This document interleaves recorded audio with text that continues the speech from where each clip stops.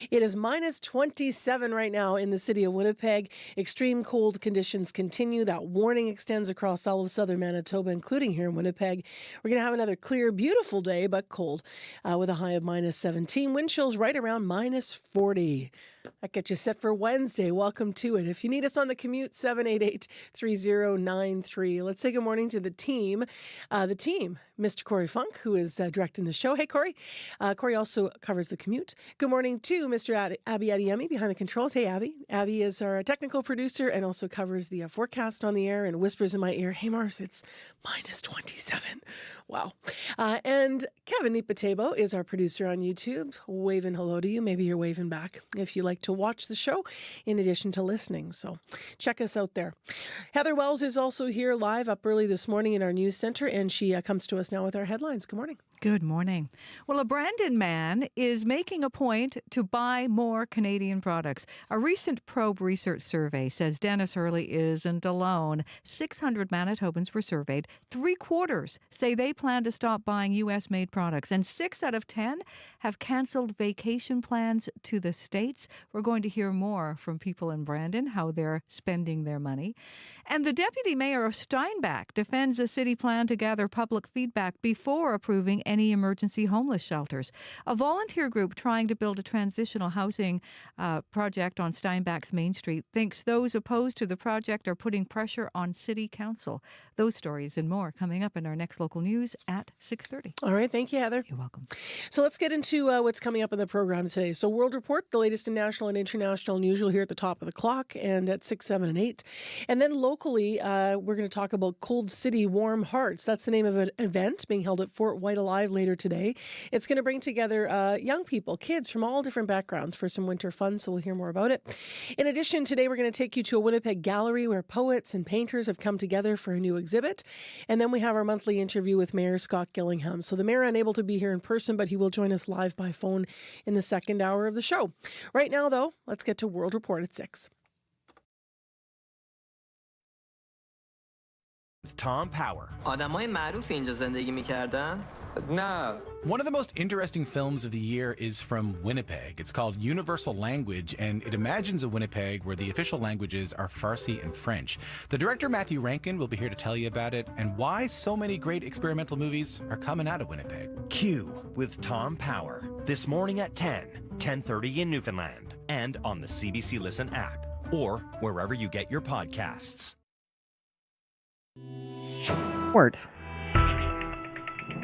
Good morning, I'm Martina Fitzgerald. U.S. President Donald Trump is brushing aside Ukraine's complaint it was not invited to talks with Russia in Saudi Arabia. I think I have the power to end this war.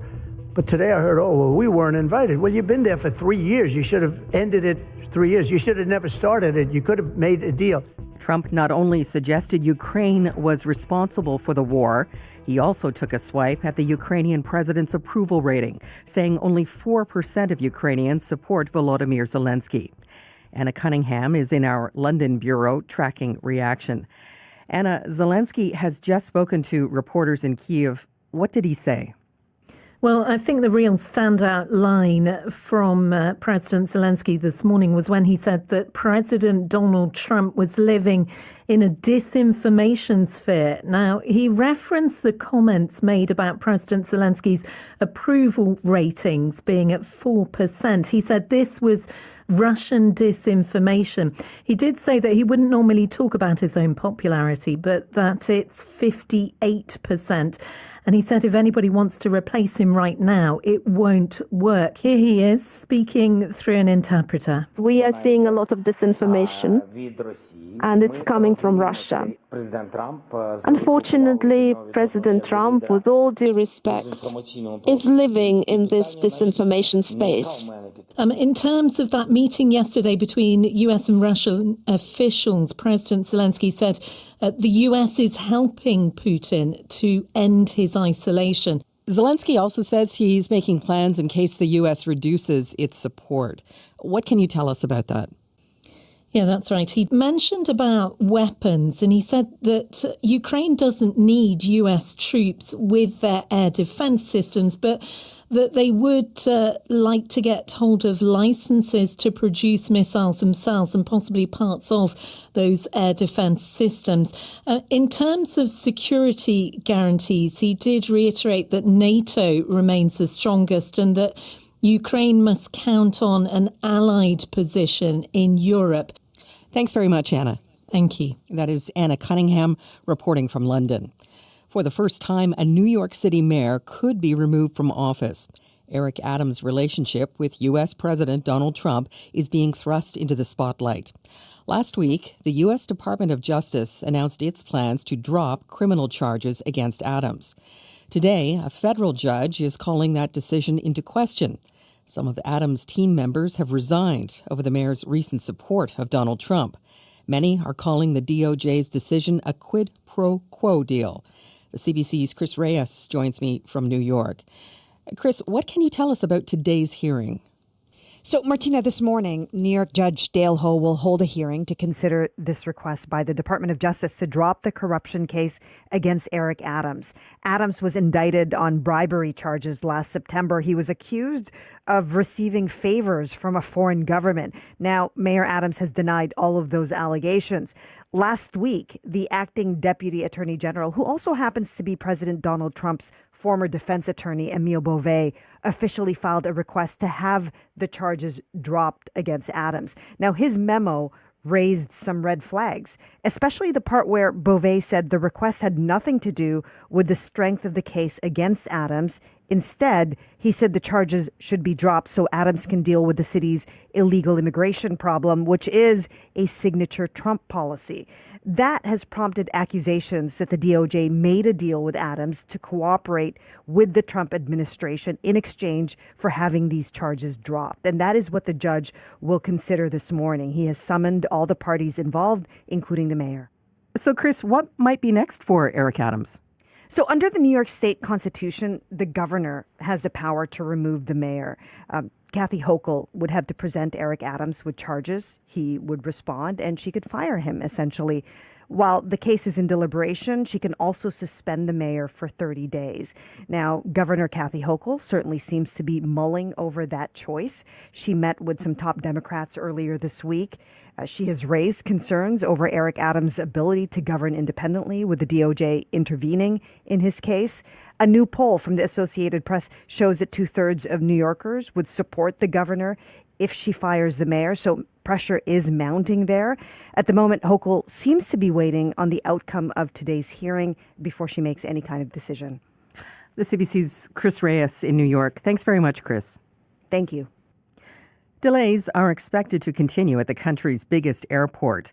2 of 5 runways are still closed as investigators work to figure out what caused Monday's fiery crash in Toronto. 80 people were aboard the Delta plane from Minnesota when it crash-landed at Pearson Airport, lost a wing, and flipped on its back.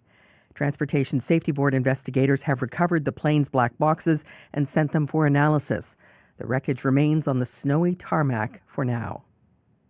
A BC judge is siding at least in part with 3 people who were arrested at the Wet'suwet'en pipeline blockade. The protesters, who are Indigenous, have been found guilty of criminal contempt of court. They argue police used excessive force and treated them unfairly while in custody. As Jackie McKay reports, a judge has now ruled their charter rights were breached.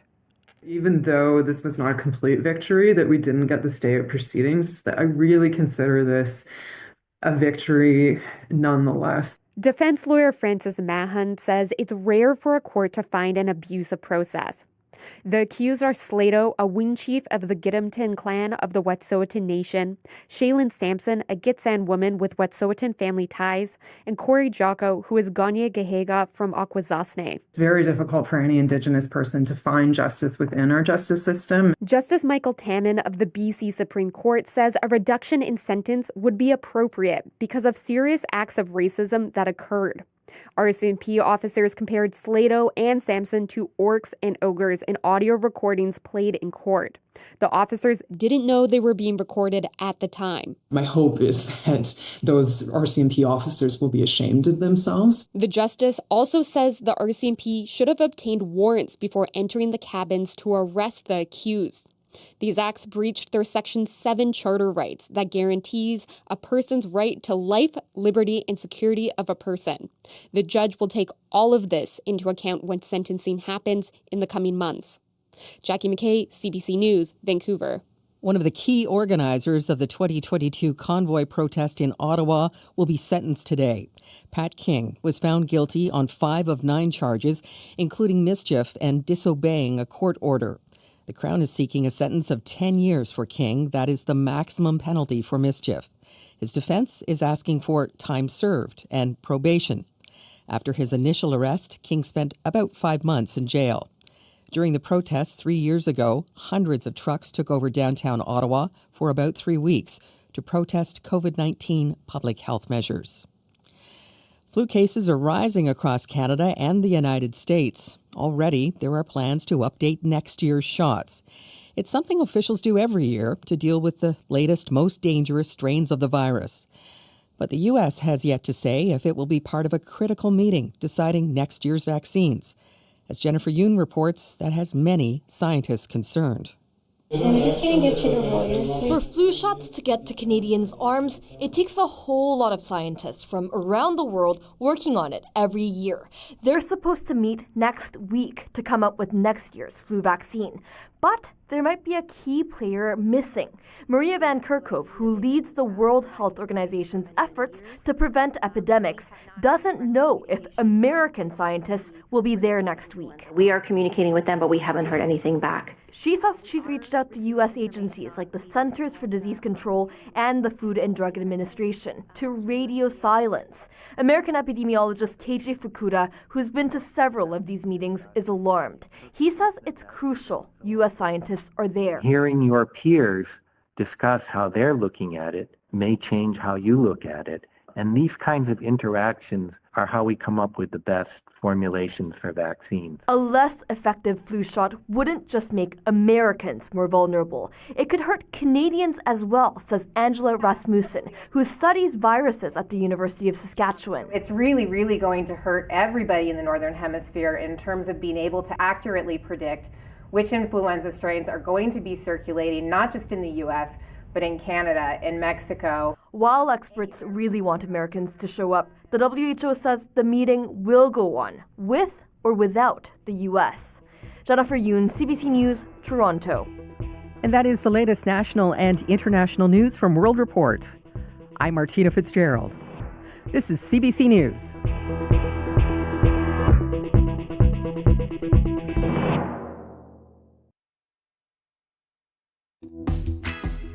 Good morning, everyone. It's Wednesday morning, and thanks for joining us here on this February 19th. I'm Marcy Marcusa. You're with Information Radio on CBC. 89.3 FM, 990 AM on the app, and on YouTube.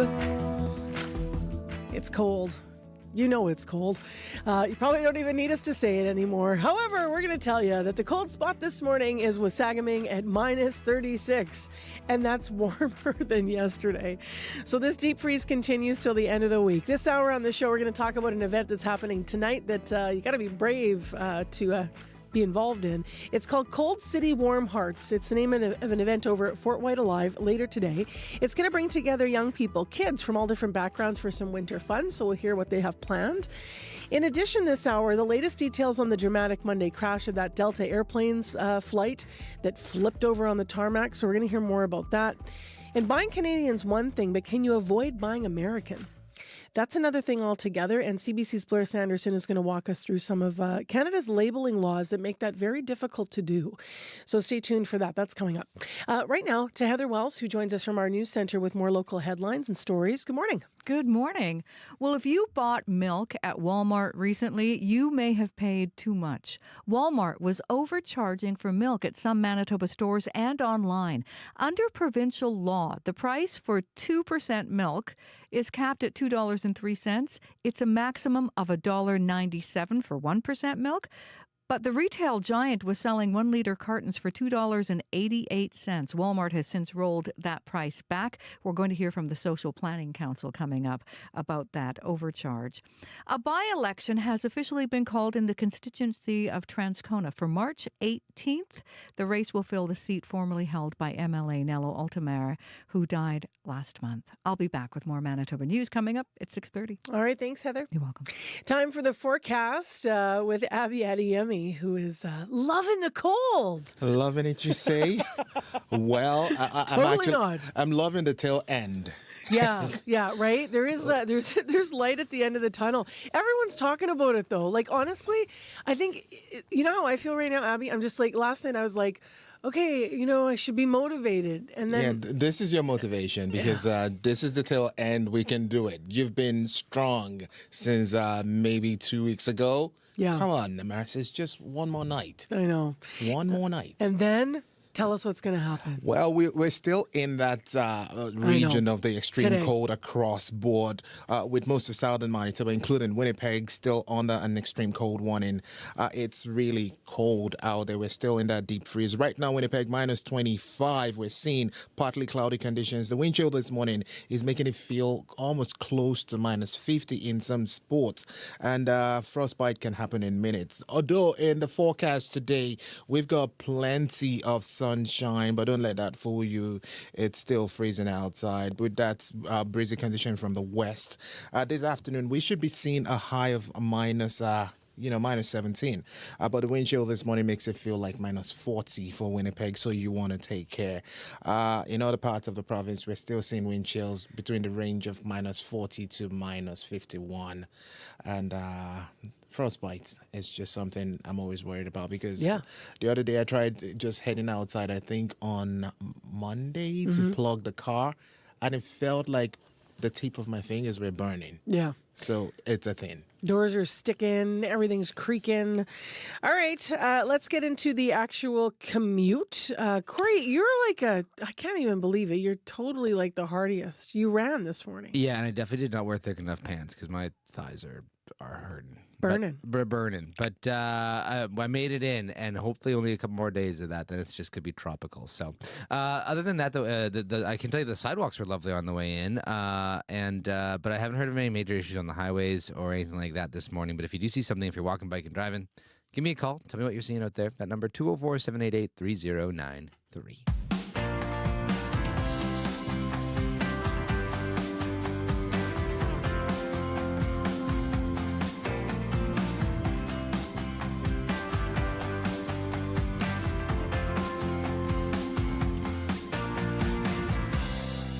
Well, I'll tell you what, when the sky clears and the sun comes out and it's going to be minus 17 later this afternoon, we won't feel so frigid. And that's good because that's right around the time late this afternoon when my first guest is going to be out with a whole bunch of young people. It's brisk, but it's not going to stop kids from enjoying their winter wonderland. Cold City Warm Hearts is the name of an event that's being hosted today by Rossbrook House in Urcom.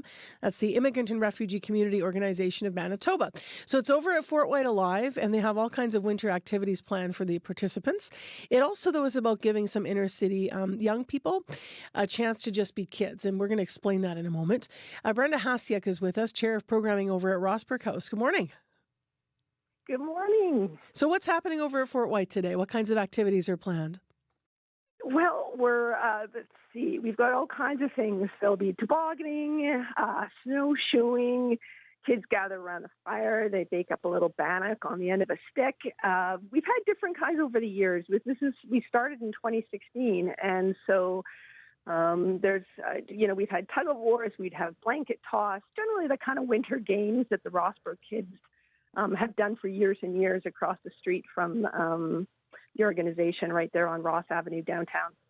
So Urcom is and Rossbrook House are partnered for this event. Tell me more about the significance of that partnership.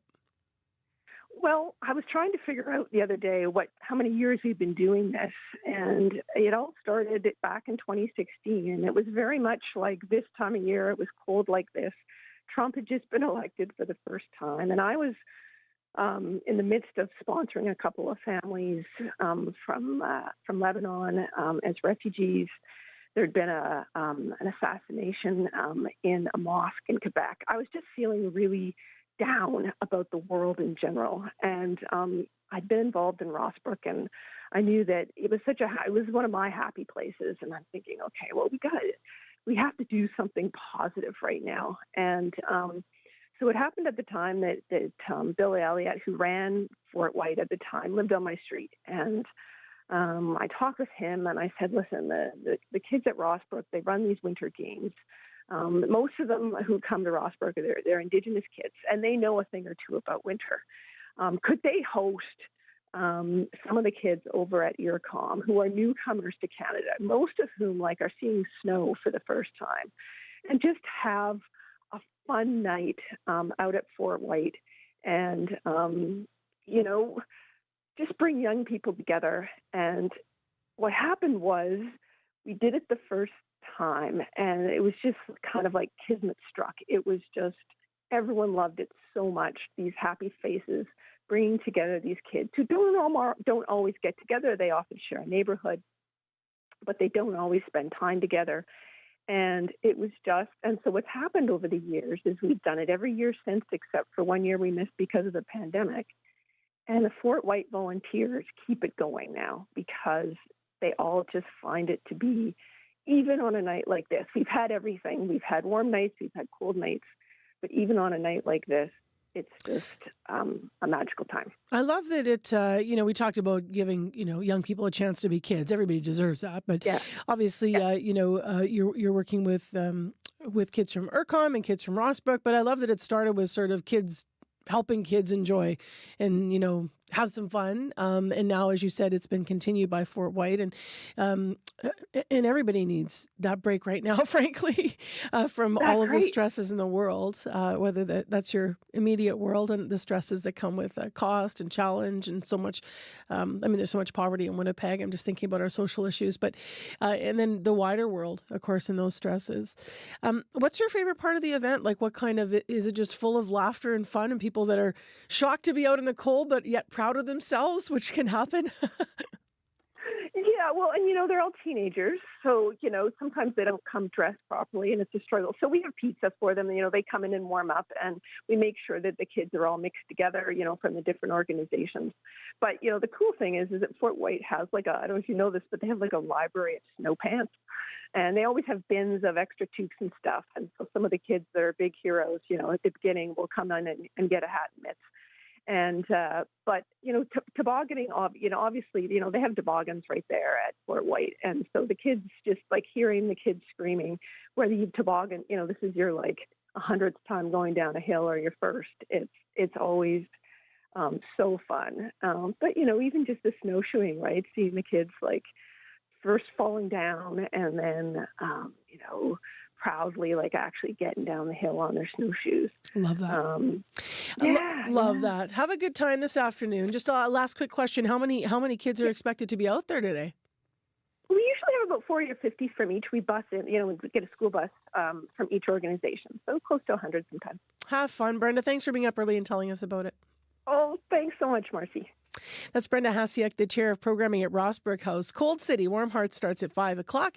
It wraps up at 8 o'clock tonight. When you have to leave everything behind, you're just trying to find a way to stay here for a better life. What are the real costs of making a new start? I have faced so many hardships financially, emotionally, and physically. A CBC News series looks at what it's really like for newcomers. I am losing hope. Welcome to Canada, the immigrant experience. Prepare yourself because coming here is not that easy. Everywhere you get CBC News.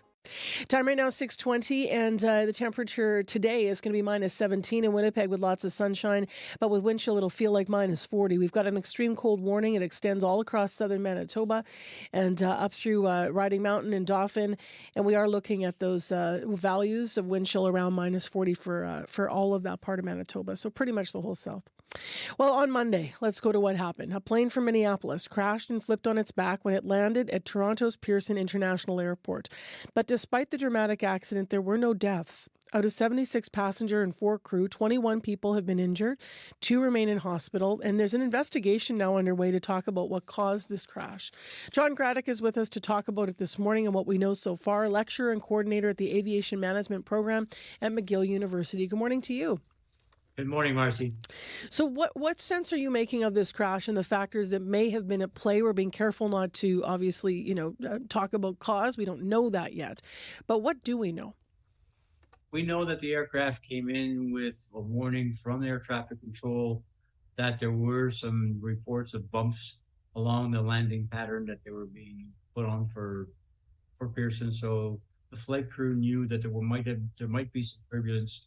So they alerted the flight attendants to make sure the cabin was well secured. The flight attendants did that, made sure bags were put away. There was no loose articles in the cabin, made sure everybody was wearing their seatbelts tightly buckled in, and then seated themselves and buckled themselves in.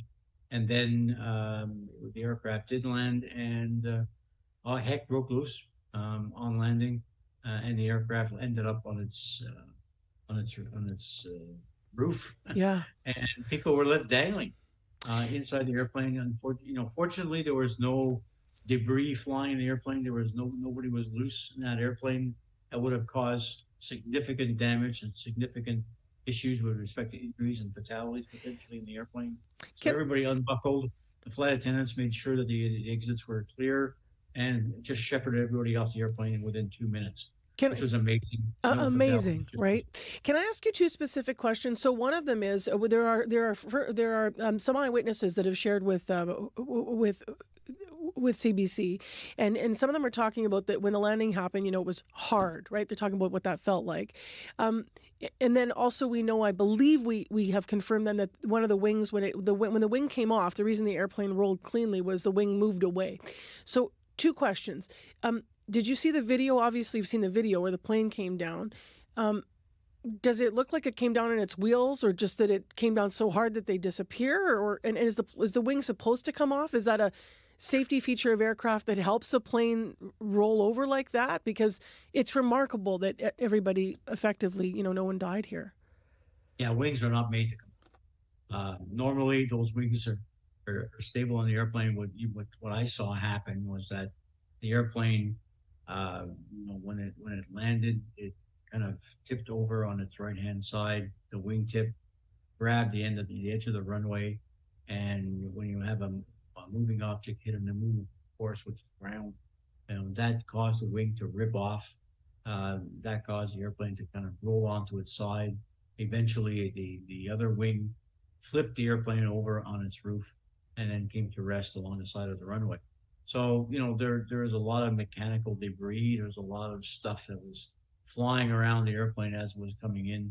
They come in pretty fast. They come in there over 100 kilometers an hour. So, to go from 100 kilometers an hour to 0 in 3 or 4 seconds, there's a lot of forces on that airplane inside the cabin. And so, yeah, things got ripped off the airplane. And the one fortunate thing is that the fuselage of the airplane, where everybody was seated, was intact, and that's a credit to the manufacturer that they built the airplanes.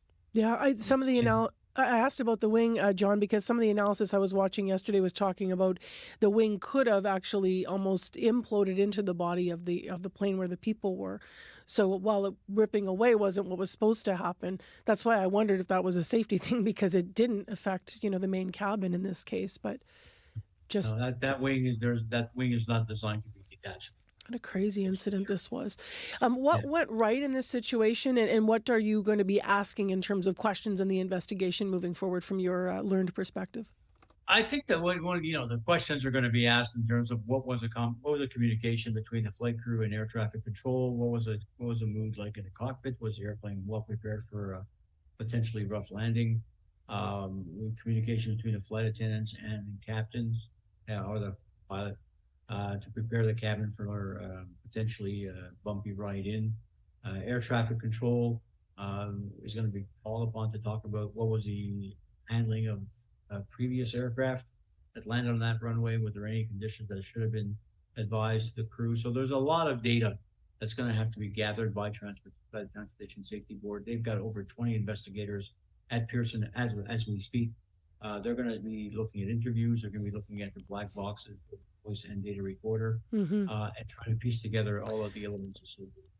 Obviously, we've had a string of recent air transportation incidents, including that fatal crash in Washington, D.C. last month. What do you say to people who are just really feeling nervous about flying right now? Flying is still the safest mode of transportation we have on the planet. These incidents kind of make the anxiety, the angst that people have flying.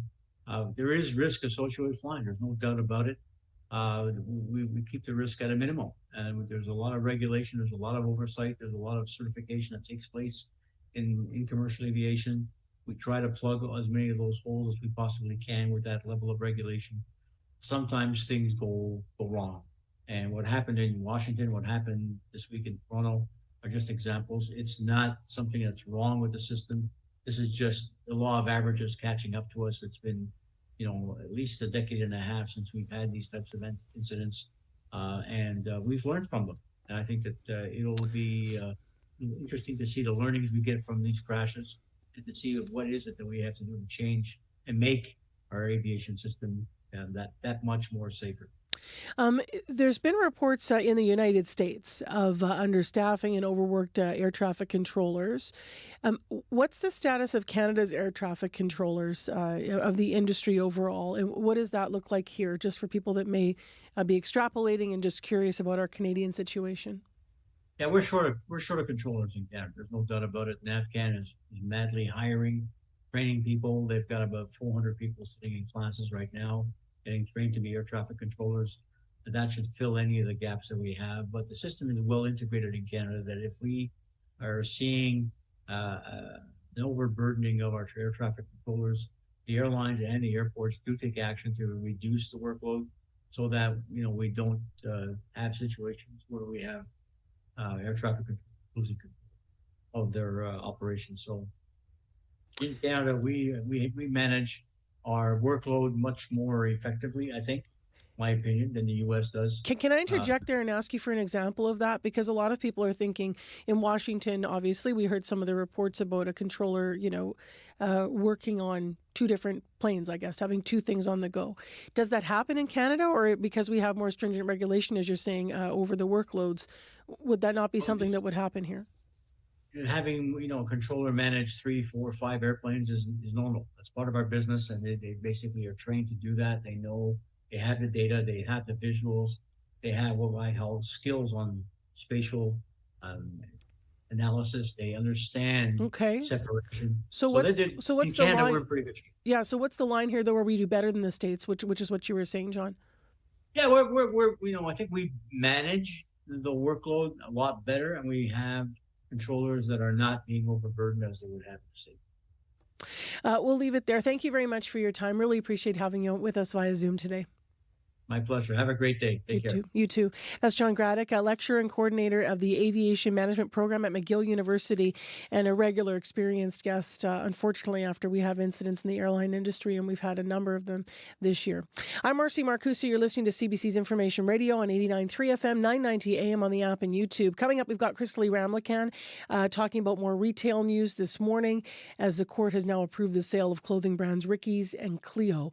Also, we're going to hear more about the ongoing challenges in retail across the country. Right now, though, your CBC Winnipeg News. This is CBC News. Good morning. I'm Heather Wells in Winnipeg. At 6:30, it is minus 25 in downtown Winnipeg. Have we had it with extreme cold? One more today. Extreme cold warning covering much of southern Manitoba, including Winnipeg. Sunny today, a high of minus 17, frostbite in minutes. One of Canada's major grocery chains recently overcharged Manitoba customers for milk. Walmart was selling 1-liter cartons for higher prices than provincial law allows. The retail giant was spotted at several stores and online advertising 1 liter of milk for $2.88. The maximum price is $2.03 for 2% and $1.97 for 1% milk. Kate Kaler at the Social Planning Council of Winnipeg says Walmart owes its customers an explanation. It's a concern. It's a large chain. They ought to know the rules. And if they don't, they need to find out how that happened. And they need to be very transparent, I think, with the public on this. If a mistake was made, then a mistake was made, and they're going to have to do something to make it up to people. Manitoba's agriculture minister isn't casting blame but says his department is investigating. Fines for violating Milk Prices Review Act are between $500 and $5,000. CBC has reached out to Walmart for comment. A recent survey finds more people in Manitoba are shopping Canadian and boycotting products made in the United States. 600 people were part of an online survey done by Probe Research. 75% of respondents say they plan to stop buying U.S.-made products. In response to 25% tariff threats from the United States, Prime Minister Justin Trudeau and Canada's premiers are urging people to buy Canadian. In Brandon, J.C. Bouchard says she is trying to spend her cash on Canadian items. Definitely, and even with my industry being an esthetician, all the things we're bringing in too over the borders, we're definitely trying to shop more Canadian brands just to bring down costs. 6 out of 10 respondents to the survey say they have canceled vacations to the United States. Well, tributes keep pouring in for a patient advocate who died last week after struggling with chronic health issues for her whole life. Shauna Forrester Smith began speaking up for other patients after her own health forced her to move into a long-term care home. She died on Valentine's Day. Her husband, Brent Smith, says his wife kept fighting for others right to the end. I had to think one thing, I think, like the people to take away is to never give up and stand up for people who need a voice, because that's what Shauna did. That's the thread that runs through everything she did. Is she just fought and she stood up for what was right. Forrester Smith wrote a column for the Winnipeg Free Press where she spoke about issues in the healthcare system. She was presented with the King Charles III Coronation Medal for her advocacy work. Shauna Forrester Smith was 42. A man who was recently exonerated in a 1973 murder is now suing the government. Clarence Woodhouse is seeking damages in a case that involved racism, police brutality, and false confessions. Woodhouse was declared innocent in October in the death of Ting Fong Chan, a father of 2 killed while walking home from work. Woodhouse served more than 10 years in prison. His lawsuit names the provincial and federal governments and the city of Winnipeg as defendants. It comes almost a year after 2 of the other men wrongfully convicted in the case filed a similar statement of claim. The deputy mayor of Steinbach says the city should gather feedback before approving any emergency homeless shelters. A volunteer group trying to build transitional housing on Steinbach's Main Street believes those opposed to the project are putting pressure on councillors. Michael Zwagstra says making changes to zoning bylaws, which would require a public hearing, is good for transparency. When we're getting regular feedback and people asking questions about something and some raising concerns, it shows that, okay, this is something that it makes sense to have a proper public hearing. Zwagstra says councillors have received both positive and negative feedback. The group, The Inn, wants to house up to 30 homeless people in Steinbach. A by-election has officially been called in the constituency of Transcona for March 18th. The race will fill the seat formerly held by MLA Nello Altamare, who died last month. At a news conference late yesterday, the NDP introduced its candidate. I'm Shannon. I'm a teacher, I'm a vice principal, and I'm your NDP candidate for the Transcona constituency MLA by-election. Educator Shannon Corbett has been nominated as the NDP's candidate in the race. The nomination deadline for the Progressive Conservatives closes on Thursday, with a nomination meeting planned for March 3rd. The Liberals hope to announce their candidate in coming days. Meanwhile, the Green Party says it isn't entering anyone in the race out of respect for Altamare's death. And we have an update now on the health of Pope Francis. The Vatican says the leader of the Catholic Church slept well and ate breakfast this morning after developing pneumonia in both lungs. The Pope is 88, and the Vatican calls his medical condition complex. You can hear more national and international news coming up on World Report at 7. And as always, you can find more Manitoba news at cbc.ca/Manitoba. Do you know what we're doing tomorrow, Heather Wells? Tell me. We're on location, actually, on the manufacturing floor over on Notre Dame at Peerless Garments. So it's going to be very interesting. I've been on the phone actually talking to manufacturers in this province and business leaders for probably the last couple of weeks. So tomorrow happens to also be our regular monthly interview with the Premier, who I understand may be, in fact, joining us there. So not yet confirmed, but he's on the show live.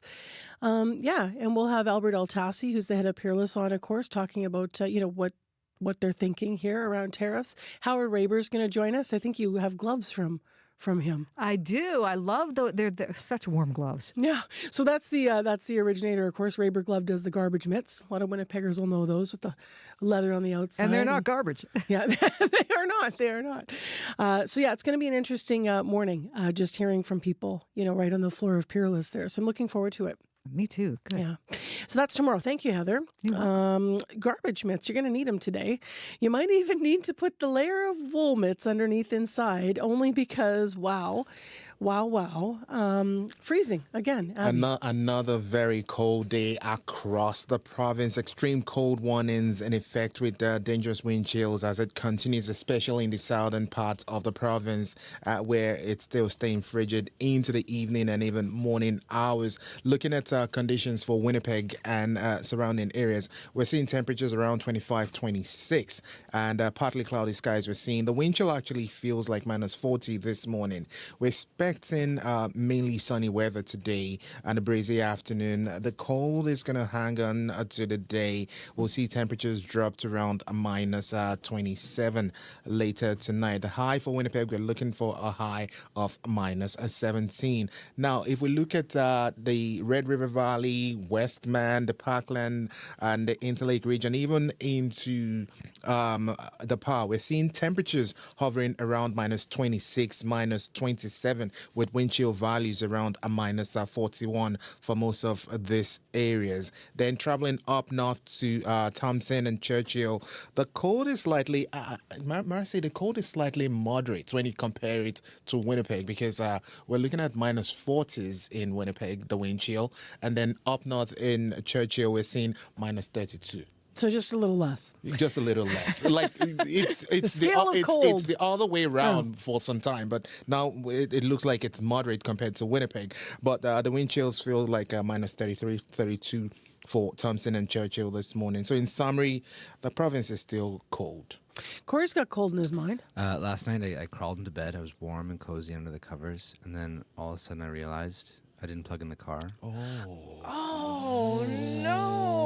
Everyone in the province knows that feeling if you have a car. Yeah, and then I got up and I had to bundle up and then go out. And then, it happened to me twice in a row. Something I did grocery the day before. I left something in the car that will not explode, but yesterday I left something that if it stays in the car overnight, it's gonna pop. So I had to go outside around 10:30. Everything is just so much more work this time of year. It's just so much more work. Do you know what the best is? So we're obviously streaming on YouTube as well, just if you're just listening this morning, not watching, and they've got this triple box of all of our faces, and we all look like absolutely disgusted. Yeah, it's painful. But it is. Everything is so much harder. I left the light on in the garage, and my husband said the other night, he's like, right before we're going up to snuggle in, we were ready, going for the snuggle in. Dogs were getting up to bed, and he's like, oh, the light's on in the garage. And I'm like, no. Shuffling out there, and then the lock doesn't work because it's frozen, and then you got to take your mitt off because you got to touch the thing, and now you're touching metal, and right? Let's ready. We're going to have a big sigh. 1, 2, 3. A couple more days, then it gets easier. Couple more days. All right. First world problems. Let's go to, especially in this world. Yes. Let's go to what's happening in the commute. Well, the upside is very quiet commute overall. Highways are looking A-okay. Haven't heard of any major issues. Sidewalks looking good. Bike lanes are looking nicely plowed. But if you run into any issues, you see anything going on out there, give me a call on the CBC commuter line. I'll let folks know. Or if you just want to tell me about your winter driving woes, I'll understand. Give me a call, 204-788-3093. I just posted on Facebook if you want to weigh in. This has to do with our remote tomorrow, trying to have a bit of a deeper look at manufacturing out of Manitoba and also concerns around tariffs, that we're going to be live at Peerless Garments on Notre Dame. Now, we're asking you on Facebook today, or you can call us, how do you hope Manitoba deals with proposed U.S. tariffs to keep our economy strong? What are you looking for? You can post there. You can also call 204-788-3205. Let's go to business news now. Christelle Ramlakan joins us via Zoom. Hello to you. Good morning. Hey, good morning, Marcy. So let's begin actually with retail news. Some struggling retailers are in fact now being sold. Yes, so a court has approved the sale of clothing brands Ricky's and Cleo to the owner of Toys R Us Canada and HMV. So court filings show a judge allowed the sale to Putnam Investments earlier this month. And, that company has been building up a retail empire by buying beleaguered brands. So it has purchased Sunrise Records, Northern Reflections, David's Tea locations, and properties left vacant by Bed Bath & Beyond's bankruptcy. So this most recent purchase for almost $13 million includes all the inventory, furnishings, intellectual property, trademarks, and even some of the leases. And Comark, which is that parent company of Ricky's and Cleo, has about 2,000 workers, and most of those workers are going to be offered jobs by Putnam. So this deal really offers a shot at revival for these retailers. They have been on the brink since last month when the company was granted creditor protection and began shuttering locations. And Comark says the stores have been battered by things like the COVID-19 pandemic, a ransomware attack, increased competition from those ultra low-cost fashion retailers like Shein and Temu, and supply chain and vendor issues. So the company also owns Bootlegger, which has been approved for a stalking horse sales process after it drummed up some interest from Winnipeg-based jeans retailer Warehouse One. So the process generally starts with a bidder known as a stalking horse that makes an offer for assets of a troubled company.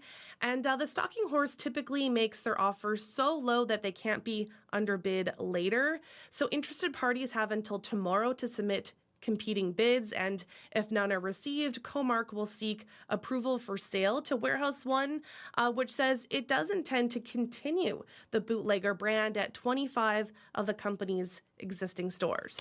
Let's stay with retail for a moment here, because GameStop is also looking to sell some of its operations, I understand.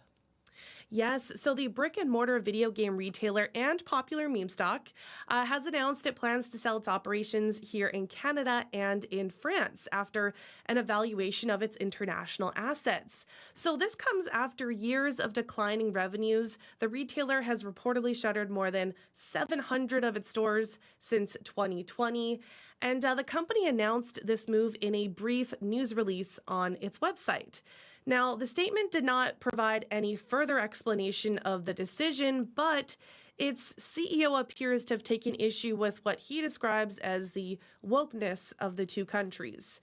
So CEO Ryan Cohen posted on X earlier in the day that the two business arms were for sale, adding high taxes, liberalism, socialism, progressivism, wokeness, and DEI were included at no additional cost.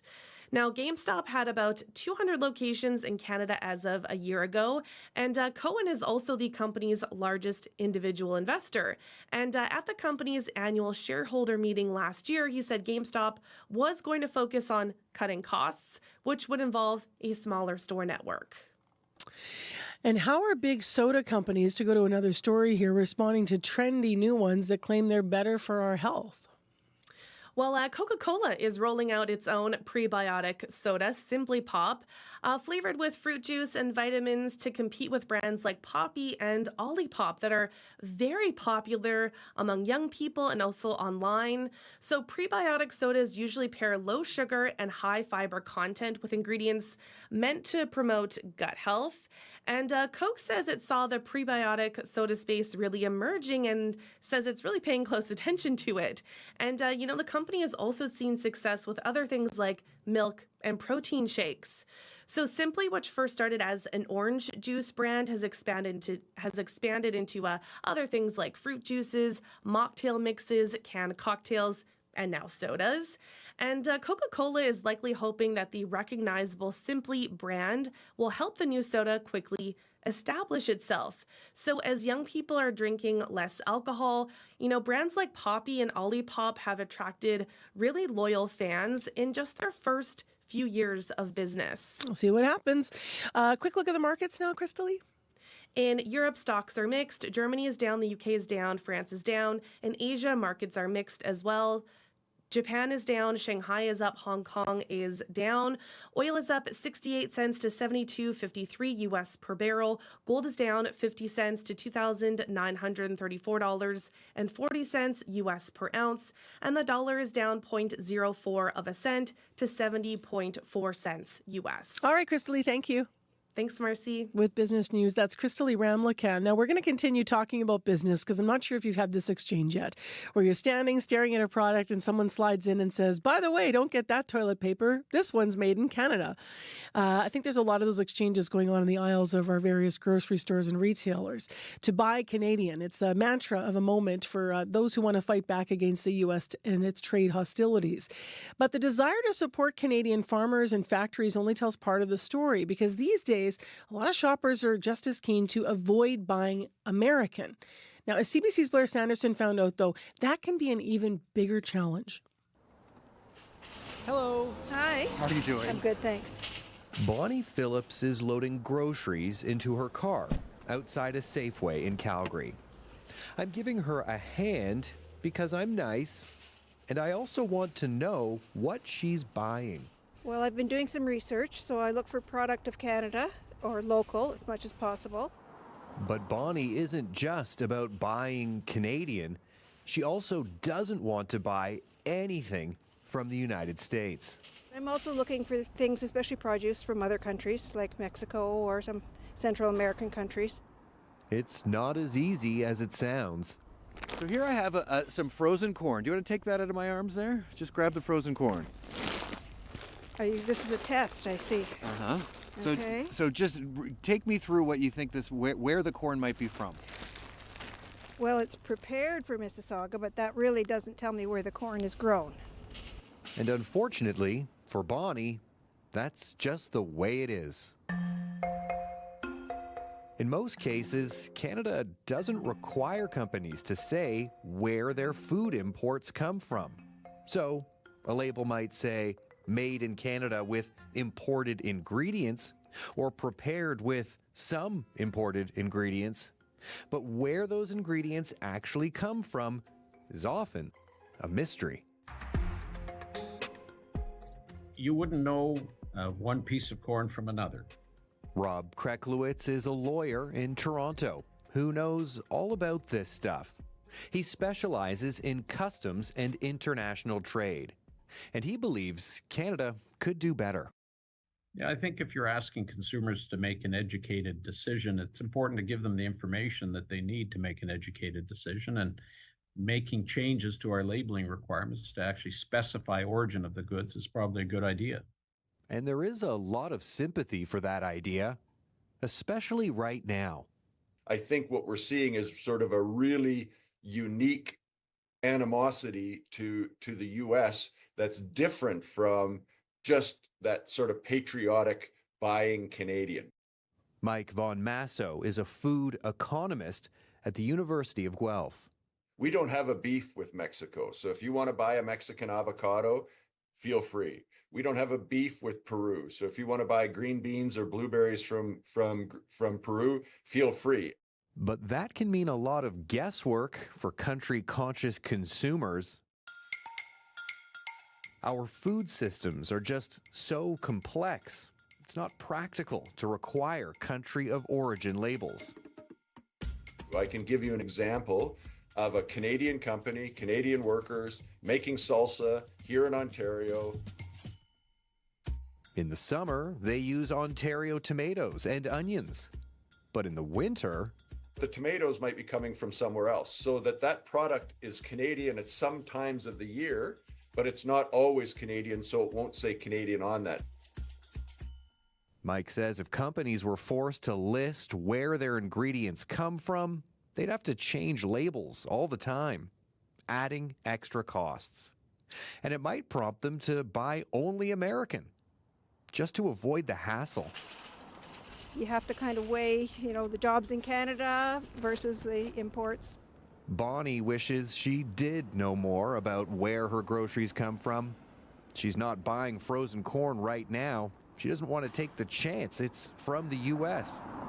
But if you knew that the corn was from Mexico, for instance, would you buy it? Then I would buy it, yes. And so what do you make of the fact that that information isn't there? Would you like it to be? Yes, I would, yes. But for now, that's just not on the menu. For the cost of living, I'm Blair Sanderson. Time now is 9 minutes to 7 o'clock. It's minus 25 in Winnipeg, mainly clear. I'm Marcy Marcusa. You're with CBC's Information Radio. Well, let's talk about what's happening globally now. U.S. President Donald Trump has upended Western policy in Ukraine by initiating direct meetings this week with Russian officials. Secretary of State Marco Rubio, as we heard yesterday, led talks with Russian officials in Saudi Arabia. Europe and Ukraine are accusing the Trump administration of trying to force a ceasefire over the head of Ukraine. And now Europe's in a race against time to come up with its own plan, and it's holding a meeting today with Canadian participation. Oral Brown joins us via Zoom, political scientist at University of Toronto, to talk about it. Good morning. Good morning. So just briefly, can you remind us what was decided at this meeting yesterday between the U.S. and Russian officials in Saudi Arabia? Yes, and perhaps we should just step back a little bit, because this began with Mr. Trump saying that he would like to end the killing, would like to end the loss of life in Ukraine, which has resulted from the aggression of Russia against Ukraine. And that certainly seemed to be a noble goal, but it quickly went off the rails. You will recall that the Secretary of Defense said that it's not really viable or realistic for Ukraine to get into NATO, tried to walk that back. This caused a great deal of disruption. And now what we have are direct negotiations between Russia and United States. Russia had been isolated, so this means that the United States is giving, under the Trump administration, also so gifts to Russia without getting anything concretely in return, but there's hope that there will be something. So there were three elements of what was decided at this meeting. We must remember that the people at the meeting were basically messengers, not the deciders. But what was talked about was, first, that there would be a restoration of full embassy functions. Second, that there would be discussions about the parameters of what it means to end the war.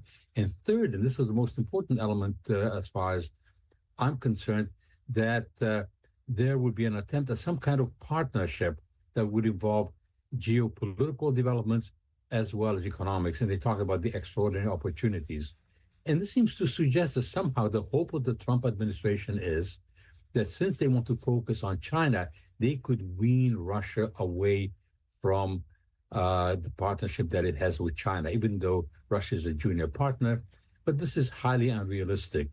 Russia is far too dependent, far too deep. It has become essentially a vassal state of China. This is not realistic. And to throw possibly Ukraine under the bus in order to pursue this kind of partnership fantasy is not only a misunderstanding of geopolitics in terms of how China operates, but a misunderstanding that the international system is integrated, that if you show weakness in one area in Europe, in the case of Ukraine, you cannot show strength vis-a-vis China. China is aware of the integrity of the entire international system. So this seems to be a very wrong-headed approach, which has thrown the alliance into chaos, and it has greatly endangered Ukraine. Some will argue that this is exactly Trump's intention, to undermine the integrity of the international system and spread misinformation and disinformation. Yesterday stating they never should have started it, quote unquote, when he's now saying Ukraine started the war, which is flat out incorrect. I'm interested in this meeting that Canada has been invited to today. to this summit organized by France and the EU by way of some kind of a response to the earlier meeting this week, which Ukraine was excluded from, of course. Tell us about this summit today, then, and what's expected out of it. At one level, it seems to make sense. It preserves the transatlantic alliance. The Europeans are trying to achieve some unity. They want to address the issue of the Russian threat.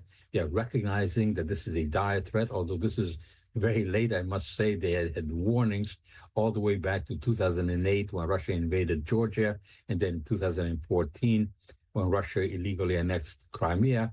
And yet the Europeans have not upped their defense expenditures as much as they should. Many of them did not meet until quite recently the 2% guideline, which is a minimum, and Canada is nowhere close to that. And rhetoric is not sufficient. You have to show capacity if you are dealing with Russia. And there's a risk in this kind of meeting because it can show unity at one level, but it can also show the weakness and the disunity that exists. And we can see that the attempt to provide leadership by Mr. Macron is not very viable. He's very ambitious, certainly, but he's also mercurial, and he has little credibility, particularly in France. So we ultimately have to look to Germany, see what Germany is going to do. They're going to have an election very soon, and a new chancellor is likely to come in. This chancellor is likely to come from the Christian Democratic Party, and is very strong on Ukraine and on building up German defenses. Germany is the largest economy. They can provide far more economic help, but they need to also scale up defense, and that takes years. So United States remains the indispensable power. If you're going to have security guarantees provided to Ukraine, only United States can provide the kernel of that. And consequently, the alliance has to be revitalized. Now, if Mr. Trump wants to make America great, he cannot do it by destroying that alliance. And perhaps at some point, Mr. Trump is going to be mugged by reality. He will come to realize that Mr. Putin has never negotiated in good faith, that what Mr. Putin wants to do is to basically have a ceasefire where then he can take over Ukraine on the installment plan rather than agree to a real peace, because a real peace, which would perhaps involve some territorial concessions on the part of Ukraine, would have to be contingent, absolutely contingent on NATO guarantees. Article 5 is the only credible guarantee. So Ukraine could become a successful state. Yes. It could grow, it could become an exemplary democracy. Thank you very much for your analysis today. We appreciate having you with us here on CBC. Thank you. It is Earl Brown, political science professor at University of Toronto. More analysis coming up, by the way, on World Report in 2 minutes here. Heather Wells, though, is waiting in our CBC News Center, and she has developing local headlines. Good morning. Well, a recent survey finds more people in Manitoba are shopping Canadian and boycotting products made in the United States. All of this in response to tariff threats from the United States. We'll hear more about that.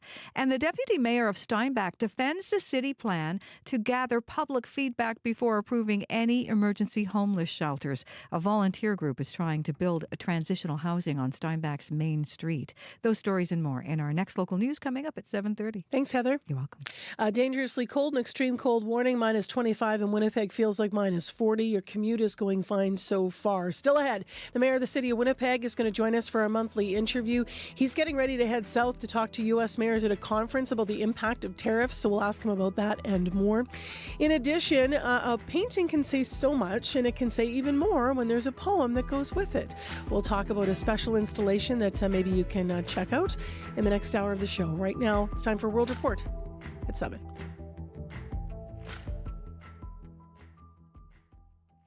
Today on The Current. I felt dirty as an Indian all my life in residential school.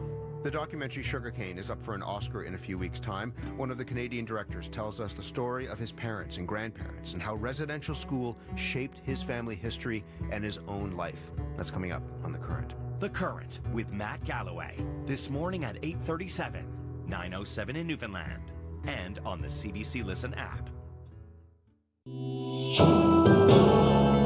This is World Report. Good morning, I'm Martina Fitzgerald. Ukraine's president says he has serious concerns about where Donald Trump is getting his information. It's in response to a comment the U.S. president made yesterday after American and Russian officials had their closed-door meeting. Trump suggested Ukraine was responsible for starting the war. I think I have the power to end this war. But today I heard, we weren't invited. Well, you've been there for 3 years. You should have ended it 3 years. You should have never started it. You could have made a deal. Ukraine's President Volodymyr Zelensky says everybody understands this war was started by Russia. Here he is, speaking minutes ago through an interpreter. We are seeing a lot of disinformation, and it's coming from Russia. Unfortunately, President Trump, with all due respect, is living in this disinformation space. Zelensky says his talks this week are focused on what Europe is prepared to do to help Ukraine if the U.S. reduces its military assistance. Next Monday, February 24th, will mark 3 years since Russia began its full-scale invasion of Ukraine. Canadian transit systems are still recovering from the pandemic, and now a North American trade war could make the situation worse. There is a lot of demand for new electric buses, but Canada has just 2 main e-bus makers. And as Elise Skura reports, a round of U.S. tariffs could drive their costs way up.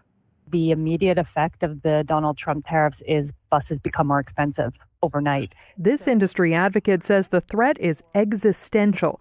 Josipa Petrunik heads the Canadian Urban Transit Research and Innovation Consortium. She says the North American industry is just too integrated. Every time the part or the final vehicle crosses the border to your client, you're getting hit with a tax or a double tax. Petrunik says the cost will land on cities, with transit providers getting 10 to 15% fewer vehicles than they paid for. A disaster for cities like Ottawa, with a fleet full of diesel buses already too old to be on the road. Can you get somebody to check 2115? That's manager Daniel Villeneuve in Ottawa's nearly empty e-bus garage.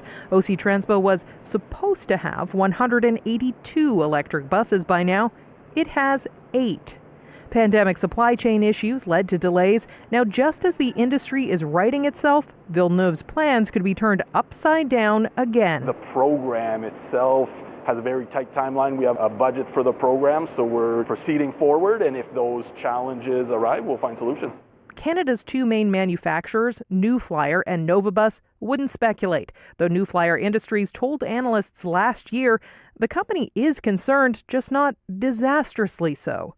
As for Petrunik, she is lobbying politicians and hoping her message breaks through. Because the taxpayer buys this stuff, taxing the taxpayer makes no sense to anybody in any universe. Elise Skura, CBC News, Ottawa.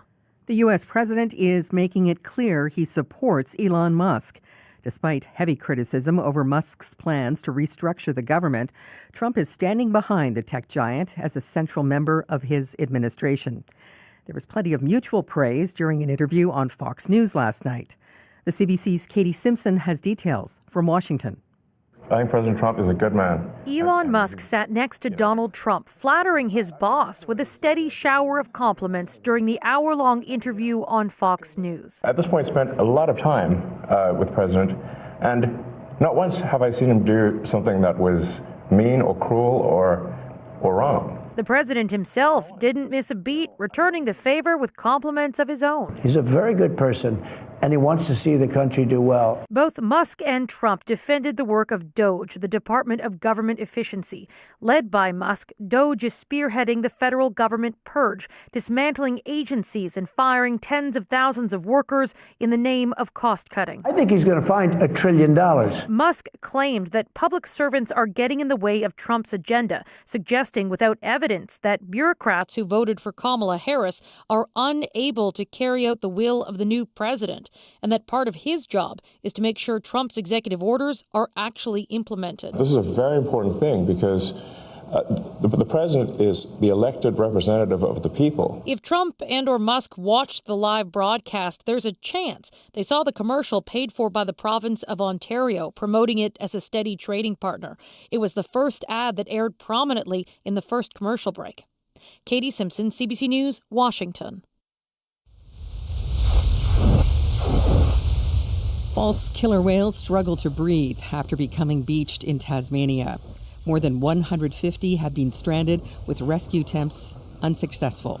Despite the name, the false killer whale is actually a dolphin. It's an endangered species, growing up to 20 feet and weighing as much as 3,000 pounds. Because of the remote location, poor weather conditions, and the dolphin's size, authorities plan to euthanize the ones still living. A BC judge is siding, at least in part, with 3 people who were arrested at the Wet'suwet'en pipeline blockade. The protesters, who are Indigenous, have been found guilty of criminal contempt of court. They argue police used excessive force and treated them unfairly while in custody. As Jackie McKay reports, a judge has now ruled their charter rights were breached. Even though this was not a complete victory, that we didn't get the stay of proceedings, that I really consider this a victory nonetheless. Defense lawyer Francis Mahon says it's rare for a court to find an abusive process. The accused are Slato, a wing chief of the Gidimt'en clan of the Wet'suwet'en Nation, Shaylin Sampson, a Gitxsan woman with Wet'suwet'en family ties, and Corey Jocko, who is Ganya Gahega from Akwesasne. Very difficult for any Indigenous person to find justice within our justice system. Justice Michael Tannen of the BC Supreme Court says a reduction in sentence would be appropriate because of serious acts of racism that occurred. RCMP officers compared Slato and Sampson to orcs and ogres in audio recordings played in court. The officers didn't know they were being recorded at the time. My hope is that those RCMP officers will be ashamed of themselves. The justice also says the RCMP should have obtained warrants before entering the cabins to arrest the accused. These acts breached their Section 7 charter rights that guarantees a person's right to life, liberty, and security of a person. The judge will take all of this into account when sentencing happens in the coming months. Jackie McKay, CBC News, Vancouver. Delays are expected to continue at the country's biggest airport. 2 of 5 runways are still closed as investigators work to figure out what caused Monday's fiery crash in Toronto. 80 people were aboard the Delta plane from Minnesota when it crash-landed at Pearson Airport, lost a wing, and flipped on its back. Transportation Safety Board investigators have recovered the plane's black boxes and sent them for analysis. The wreckage remains on the snowy tarmac for now. Flu cases are rising across Canada and the United States. Already, there are plans to update next year's shots. It's something officials do every year to deal with the latest, most dangerous strains of the virus. But the U.S. has yet to say if it will be part of a critical meeting deciding next year's vaccines. As Jennifer Yoon reports, that has many scientists concerned. I'm just going to get you to lawyers. For flu shots to get to Canadians' arms, it takes a whole lot of scientists from around the world working on it every year. They're supposed to meet next week to come up with next year's flu vaccine. But there might be a key player missing. Maria Van Kerkhove, who leads the World Health Organization's efforts to prevent epidemics, doesn't know if American scientists will be there next week. We are communicating with them, but we haven't heard anything back. She says she's reached out to U.S. agencies like the Centers for Disease Control and the Food and Drug Administration to radio silence. American epidemiologist KJ Fukuda, who's been to several of these meetings, is alarmed. He says it's crucial U.S. scientists are there. Hearing your peers discuss how they're looking at it may change how you look at it. And these kinds of interactions are how we come up with the best formulations for vaccines. A less effective flu shot wouldn't just make Americans more vulnerable. It could hurt Canadians as well, says Angela Rasmussen, who studies viruses at the University of Saskatchewan. It's really going to hurt everybody in the Northern Hemisphere in terms of being able to accurately predict which influenza strains are going to be circulating, not just in the U.S., but in Canada, in Mexico. While experts really want Americans to show up, the WHO says the meeting will go on, with or without the U.S. Jennifer Yoon, CBC News, Toronto. And that is the latest from World Report. This month, we're asking you to follow World Report wherever you get your podcasts. It helps us reach new listeners, and it helps you stay on top of the day's biggest stories. I'm Martina Fitzgerald.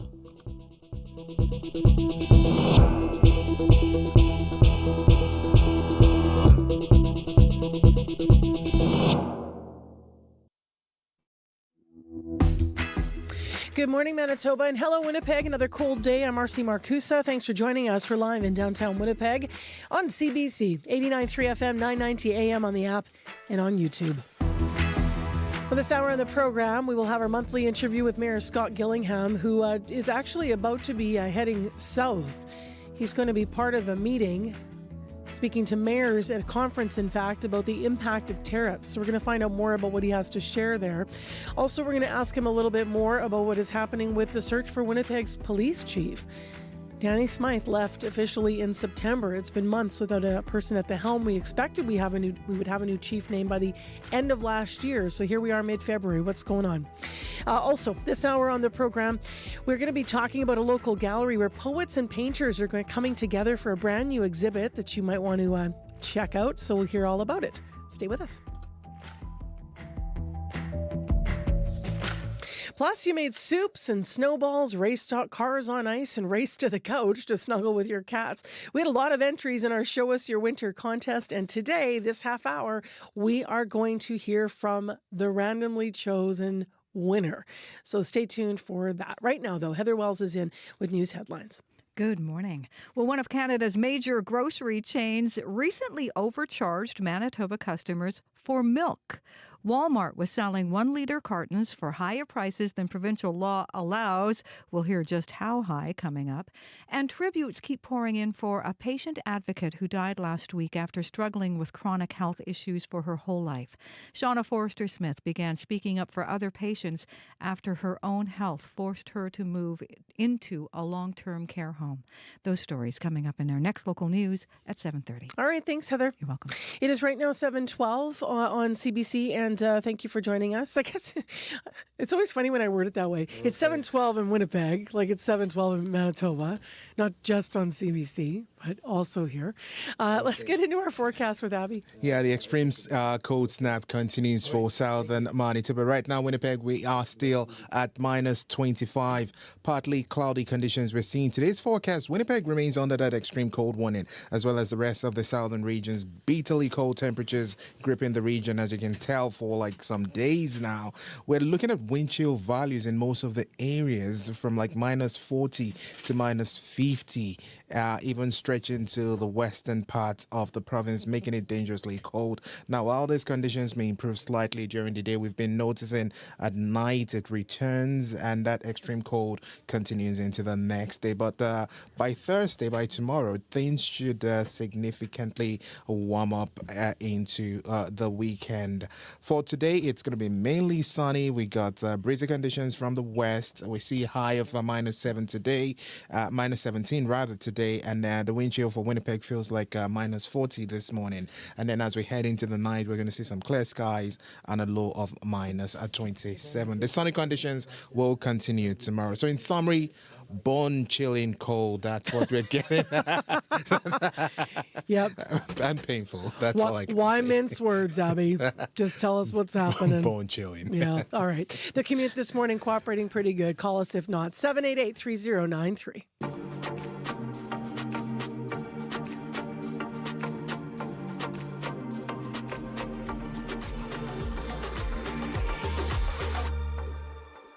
$7:14 is the time right now, and I promised we would announce the winner of our Show Us Your Winter contest, and we will have that coming up. But in fact, we're going to make you wait a little longer, so that's coming up after 8 o'clock.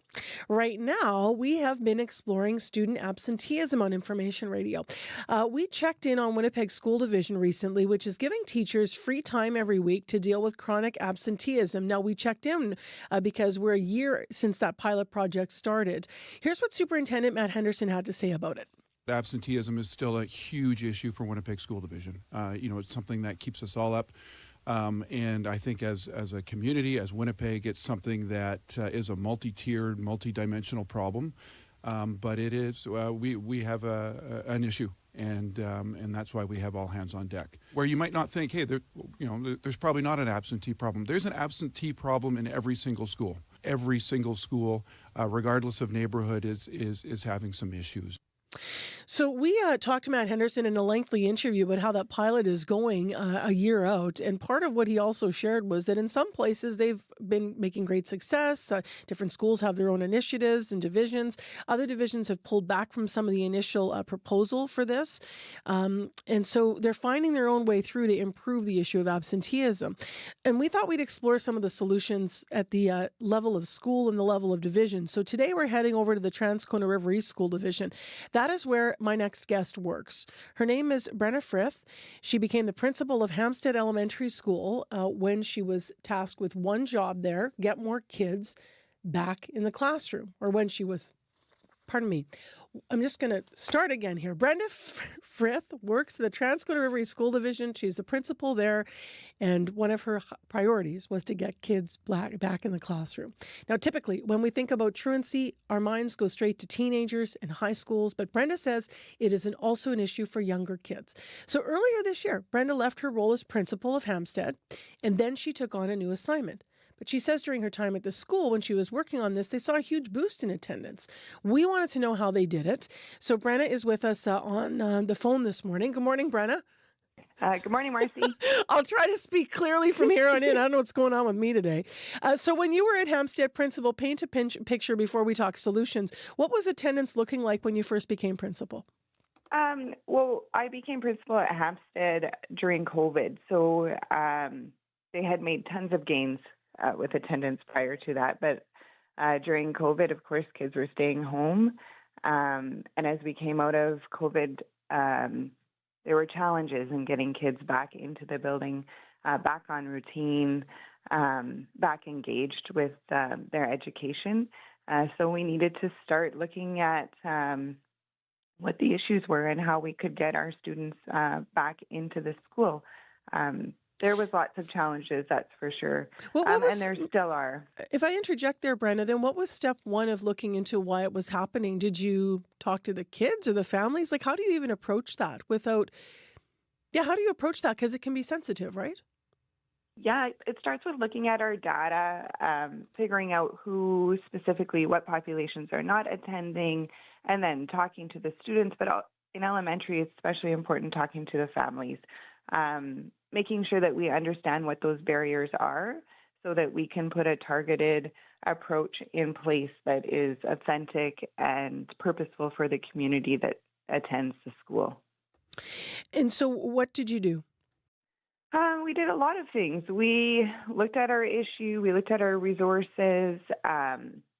We found that the mornings, obviously, were the biggest challenge. So we altered our school day a little bit to begin every day with play, purposeful play. We called it discovery time. So students had voice and choice in how they started each and every day with a preferred activity that would allow for our staff a gentler approach into the day so that we could focus on relationship building and really meet kids where they're at when they walk through that door. You're never quite sure what happened when they were at home overnight, and it's just about making sure we're ready for them when they arrive. Just to revisit some specifics here, why was attendance such an issue? Like, what were you hearing? What was specific to the student population when you were exploring this? Well, it's so multifaceted attendance and so family specific, but we looked at things like mental health, safety in the community. Some families were feeling a lack of a sense of belonging in the building, that school wasn't for them or their families and their communities weren't represented authentically in the building. Backgrounds that included trauma, physical illness, and of course, coming out of COVID, we were hypersensitive to any cough or sneeze or physical illness. Food scarcity, housing insecurity, transient community. It's so multifaceted, and that's why it needs to be such a big approach across all the school divisions and with partnering with provinces and outside agencies to really get this under control. How does truancy in elementary school differ from truancy in high school in your view? Well, I actually did the majority of my career in a high school, and I spent lots of time working with students in breaking down barriers to get them in the door. Lots and lots of conversations, more with the students than with the families. In elementary school, it becomes about partnering and walking us alongside the families to make sure that they know that school is a safe place. School is where we can help their children succeed. Every family wants their child to be safe, come to school, to work towards success, whatever that might look like for the family. And it's about letting them know that we're there to partner with them to help their children succeed. You started a walking school bus, I understand, and you started to have nutrition play a larger role. Can you elaborate on those two initiatives and how they worked? Absolutely. The walking school bus was actually established before I got to Hampstead, but we were able to expand it even recently through the work of the River East Transcona School Division Attendance Committee.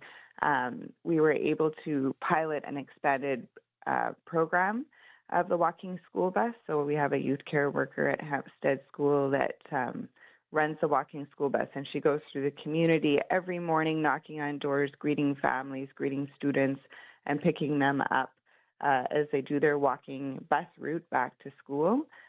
With the expansion of her role, we were able to add multiple runs of the school bus. So if students aren't quite ready first thing in the morning, she can go back and pick them up later. We added a home route to the walking school bus too, which is very helpful. Many of our families are concerned, and rightly so, about safety in the community and having their children arrive to school safely and home safely. So that was one of our biggest barriers, and this expanded walking school bus was really able to help with that. What was the end result of your various initiatives? How big of an improvement was there in attendance? Well, we saw a significant improvement, that's for sure. We had many of our students that were absent 30 to 40% of the school year, which is extremely concerning.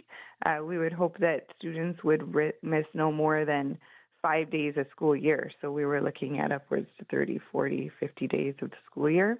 And we were able to cut that back significantly. I would say that we increased our attendance rates at least 20%. Wow, that's a really big. It's really saying something. What advice would you give to either a school or a parent struggling with getting their kids to school? For parents, I would say to reach out to your school. Every single school in River East Transcona School Division, and I'm sure across the province, have initiatives in place to help students get to school regularly and safely so that they can be as successful as possible. There's so many resources that schools have access to: warm clothing, with the increase of nutrition dollars. At Hampstead, we were able to offer breakfast, snack, lunch every day for all of our students. And that can be a real help to families as they struggle, maybe paycheck to paycheck, to put food on the table and to pay those bills. It's a burden that schools can help carry for families. So I would say definitely reach out to the school. We're here to help, and we want your kids at school every single day. Thank you very much for telling us about the success you have with the initiatives, and really appreciate you being on the program this morning early. Thank you. Yes, no problem. Thank you. Live on CBC at 7:24 a.m., that's Brenna Frith. She's the former principal of Hampstead Elementary School, talking about some initiatives that they found great success with there in terms of addressing some of the truancy rates. Also, she is the current principal now of Valley Gardens Middle School. In the world of marketing, there are things that are forbidden. It's illegal to use certain sounds. In some countries, there are rules around using national anthems in commercials. And forget about using Winnie the Pooh in China. Oh, bother. Forbidden branding on Under the Influence with Terry O'Reilly. Thursday morning at 11:30, 3:30 p.m. in Newfoundland. And on demand on CBC Listen. Corey Funk, what's going on in traffic this morning? Got a call from St. Vital Import. He called himself northbound St. Mary's just before Dakota. He said there's a collision there that's blocking the middle lane. So the best way to get around that if you want to carry on to get to Dakota in particular is to keep right. So just heads up there. That's northbound St. Mary's just before Dakota. If you see anything else though going on out there, that's the only issue I've heard. Give me a call, 204-788-3093. All right. Thanks, Corey. Thank you. Well, we obviously are cold again this morning. We've been right around minus 25. In Winnipeg and all across southern Manitoba, an extreme cold warning extends up through Riding Mountain. It means that wind chills are going to feel more like minus 40 for most of the day. So bundle up. This will break by the end of the week as we continue to remind you. Next, it's time for morning sports. That means Scott Reguera is going to join us via Zoom. Hello to you. Hey there, Marcy. So there's a hockey game coming up on the ice. The build-up's intensifying ahead of tomorrow night's final in the Four Nations face-off. Yeah, and we can thank Team USA General Manager Bill Guerin for that. Appearing on Fox TV yesterday, he beckoned his country's tariff maker-in-chief to attend tomorrow's game against Canada. We would love it if President Trump was in attendance. We have a room full of proud American players and coaches and staff. And listen, we're just trying to represent our country the best way we can. Guerin's been pretty vocal, Marcy, about how the crowd in Montreal last Saturday booing the U.S. national anthem inspired his team to victory. That win also involved a few fights, of course, with the Kachuk brothers, Matthew and Brady, the Catalysts. The Kachuks were also behind an online chat group for Team USA members where they suggested fighting would be a great way to rile up the Montreal crowd. Well, that doesn't sit well with Brandon Hagel. The Team Canada forward says he didn't accept Matthew Kachuk's challenge to scrap because he needed extra attention. What happened the other night, I did it for the flag and not for the cameras. Canadian hockey is something else, and everyone in that dressing room is here to fight for their country, and it means so much. So national pride, and not just hockey pride, Marcy, on the line again tomorrow night in Boston, where the average ticket price is now over $2,000 to get in. At least there are no tariffs attached yet. Mm-hmm. Let's move on to an all-Canadian sports competition. What's the latest from the Tournament of Hearts? Well, largely successful day for Manitoba rinks. Winnipeg's Caitlin Laws won both her matches yesterday to even up her record. Still, her 3 losses, she's going to need help in order to qualify for the playoffs. Meantime, the biggest matchup, the biggest comeback, came between two Manitoba rinks. At the break, Winnipeg's Kate Cameron held a 7-2 lead over Gimley's Carrie Anderson and looked to be in the driver's seat. Well, cue the comeback. Anderson scored 3 in the 6th and the 8th ends before sealing the victory in the final end with a deuce. 10-9, the final. Now, after suffering an upset loss to the Northwest Territories earlier in the day, Anderson says this is a momentum-shifting win. Oh my God, does it ever. Oh, it's so great. I was like, yay! You don't want to start just giving up. Like, we constantly, that's what I love about this team. We constantly fight, we have grit, and when our backs are against the wall, that's when we come out. With the head-to-head tiebreaker over Cameron now, Anderson is best positioned to advance. She will need to win out to do it, though. Next up for her, a matchup against Nova Scotia. Cameron and Laws also in action today against Ontario and the Northwest Territories, respectively. All of those games go at 1 o'clock this afternoon. Let's finish with soccer. Canadians featured prominently in the European Champions League. They did, with a couple members of Canada's national team, Marcy, matched up against each other yesterday for a place in the tournament's final 16. For much of the game, it looked like Alistair Johnson and Celtic would prevail. But in the dying seconds, this from Alphonso Davies and Bayern Munich. It's a beauty! It's a wonderful save! But it's gone in! Carter Vickers was trying to clear, and all he could do was touch the ball onto Alphonso Davies. Davies bundling the ball over the line to see Bayern through to the final 16. Qualifying for that is worth more than $15 million to the German Giants. Not quite what Edmonton's Davies makes in a season's worth of salary, but his goal yesterday will at least mitigate against that lucrative pay packet of his. All right, Scott, thank you. Have a great day. You as well. That's Scott Regehr live with Morning Sports. Well, Kirsty called our traffic line Century at Ness, a multi-vehicle collision apparently blocking the middle lane. So that's Century at Ness in the middle lane, a traffic issue there, 788-3093. If you have any more current updates that you're not hearing on the radio and you think we should be passing these along on the show, please call us, 788-3093 once again. Coming up, we have CBC Winnipeg News, and then we have our monthly interview with Mayor Scott Gillingham this half hour. He's going to be heading south to talk tariffs, so we'll talk to him about that and more. In addition, this right after the news, we have a lovely community piece coming up from our community reporter, Shanalee Vidal. And today, it's about a painting. Now, a painting can say a lot, but it says even more when there's a poem that goes with it. Stay tuned. Your news is next. This is CBC News. Good morning. I'm Heather Wells in Winnipeg. At 7:30, we're still at minus 25, and there is still an extreme cold warning for southern Manitoba, including Winnipeg today. A high of minus 17, but frost might likely in minutes. Well, if you bought milk at Walmart recently, you may have paid too much. Walmart was overcharging for milk at some Manitoba stores and online. Under provincial law, the price for 2% milk is capped at $2.03. It's a maximum of $1.97 for 1% milk. But the retail giant was selling 1-liter cartons for $2.88. Walmart has since rolled that price back. Kate Kaler at the Social Planning Council says customers who overpaid should get compensation and an explanation. Because the public needs to be able to trust them. They need to say, okay, this is what happened. A mistake was made. Some directive came from some place that didn't know, and now they know. And this is what they're going to do. This is what they're going to put in place to make sure it never happens again. CBC first noticed the price discrepancy late on Friday and began asking questions over the weekend. By Monday, the price of milk was changed to the normal cost, just below the provincial maximum. Walmart said it was looking into the matter, but so far has not answered CBC's questions. A Brandon man is making a point to buy more Canadian products. A recent probe research survey says Dennis Hurley isn't alone. 600 Manitobans were surveyed, and 3/4 say they plan to stop buying U.S.-made products. 6 out of 10 have canceled vacation plans to the United States. Hurley says shopping Canadian feels patriotic because it's standing up against the threat of U.S. tariffs. I think that Americans are going to be surprised at the pushback from Canadians, and I can see some long-term effects.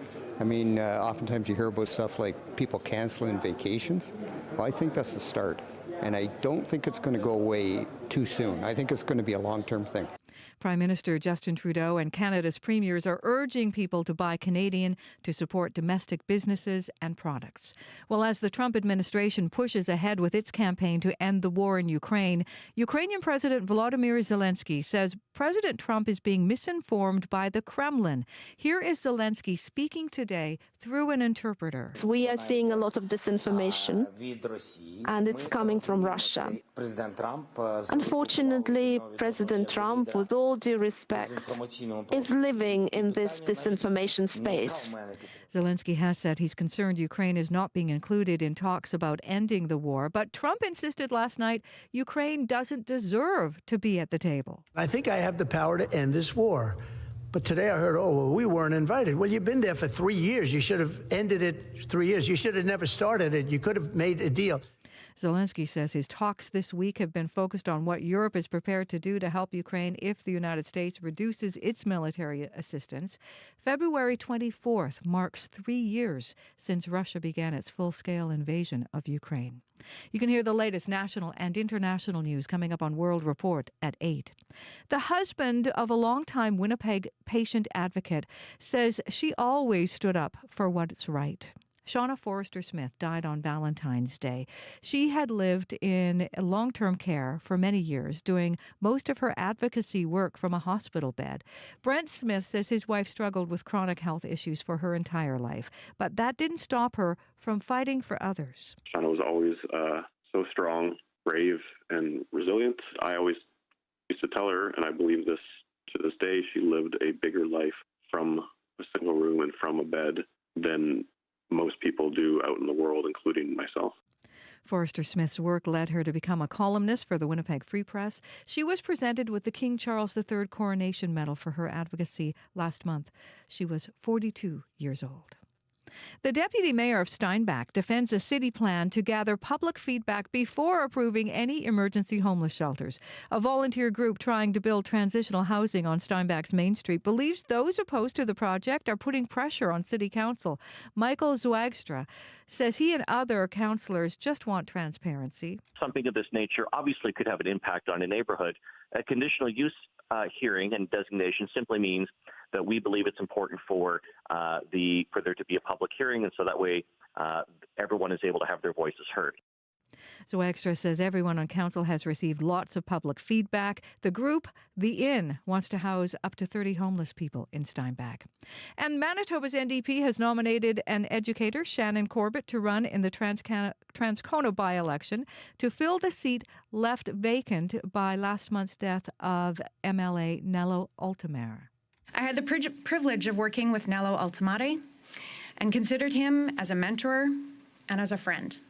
And I want to continue to carry on that legacy that Nello has built.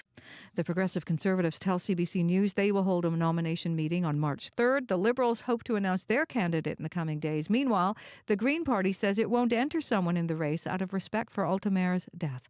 The Transcona by-election will be held March 18th. You can find more news updated throughout the day at cbc.ca/Manitoba. Thanks, Heather. You're welcome. All right, Abby, into the regional forecast. Very cold across the province. Extreme cold warnings in place for southern Manitoba. We're seeing wind chills of minus 40 or even lower, and that will continue into the night, especially this morning. Then it remains high throughout the day. That should ease slightly as later as we get into the day, but returns tonight. So frostbite can happen quickly in these conditions. Conditions for Winnipeg and the Red River Valley region. We're looking at partly cloudy skies now, though some sunny conditions in the forecast later. Temperatures hovering around minus 25, minus 26 today.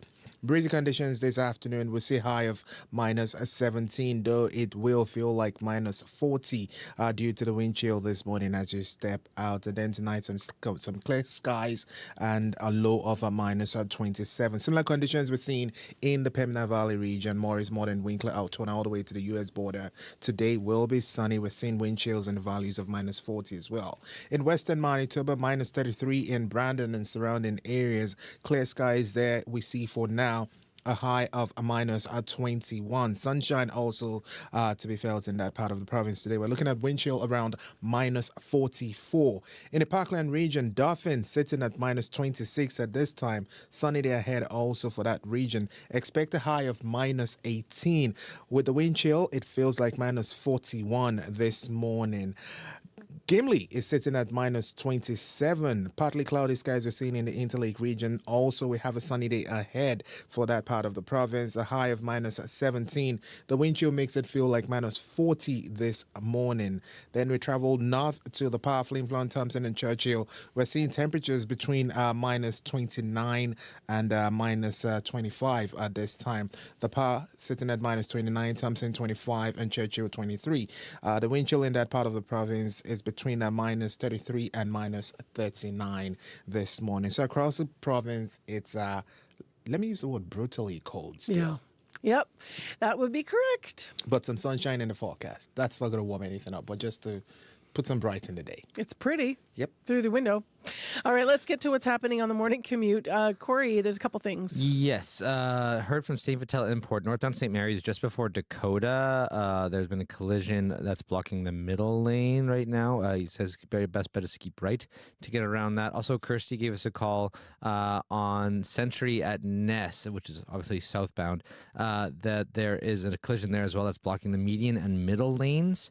And she said it's very backed up. There's a couple emergency vehicles on scene as well. So very slow going there on southbound Century at Ness. So those are the two issues I've heard. Otherwise, seems like haven't heard of anything else. But if you do see something going on, give me a call on the CBC commuter line. That number, 204-788-3093. Thanks, Corey. Thank you. Well, next on CBC's Information Radio, Winnipeg Art Gallery has poets and painters bringing their mediums together. A new art exhibit in Winnipeg has put words to images.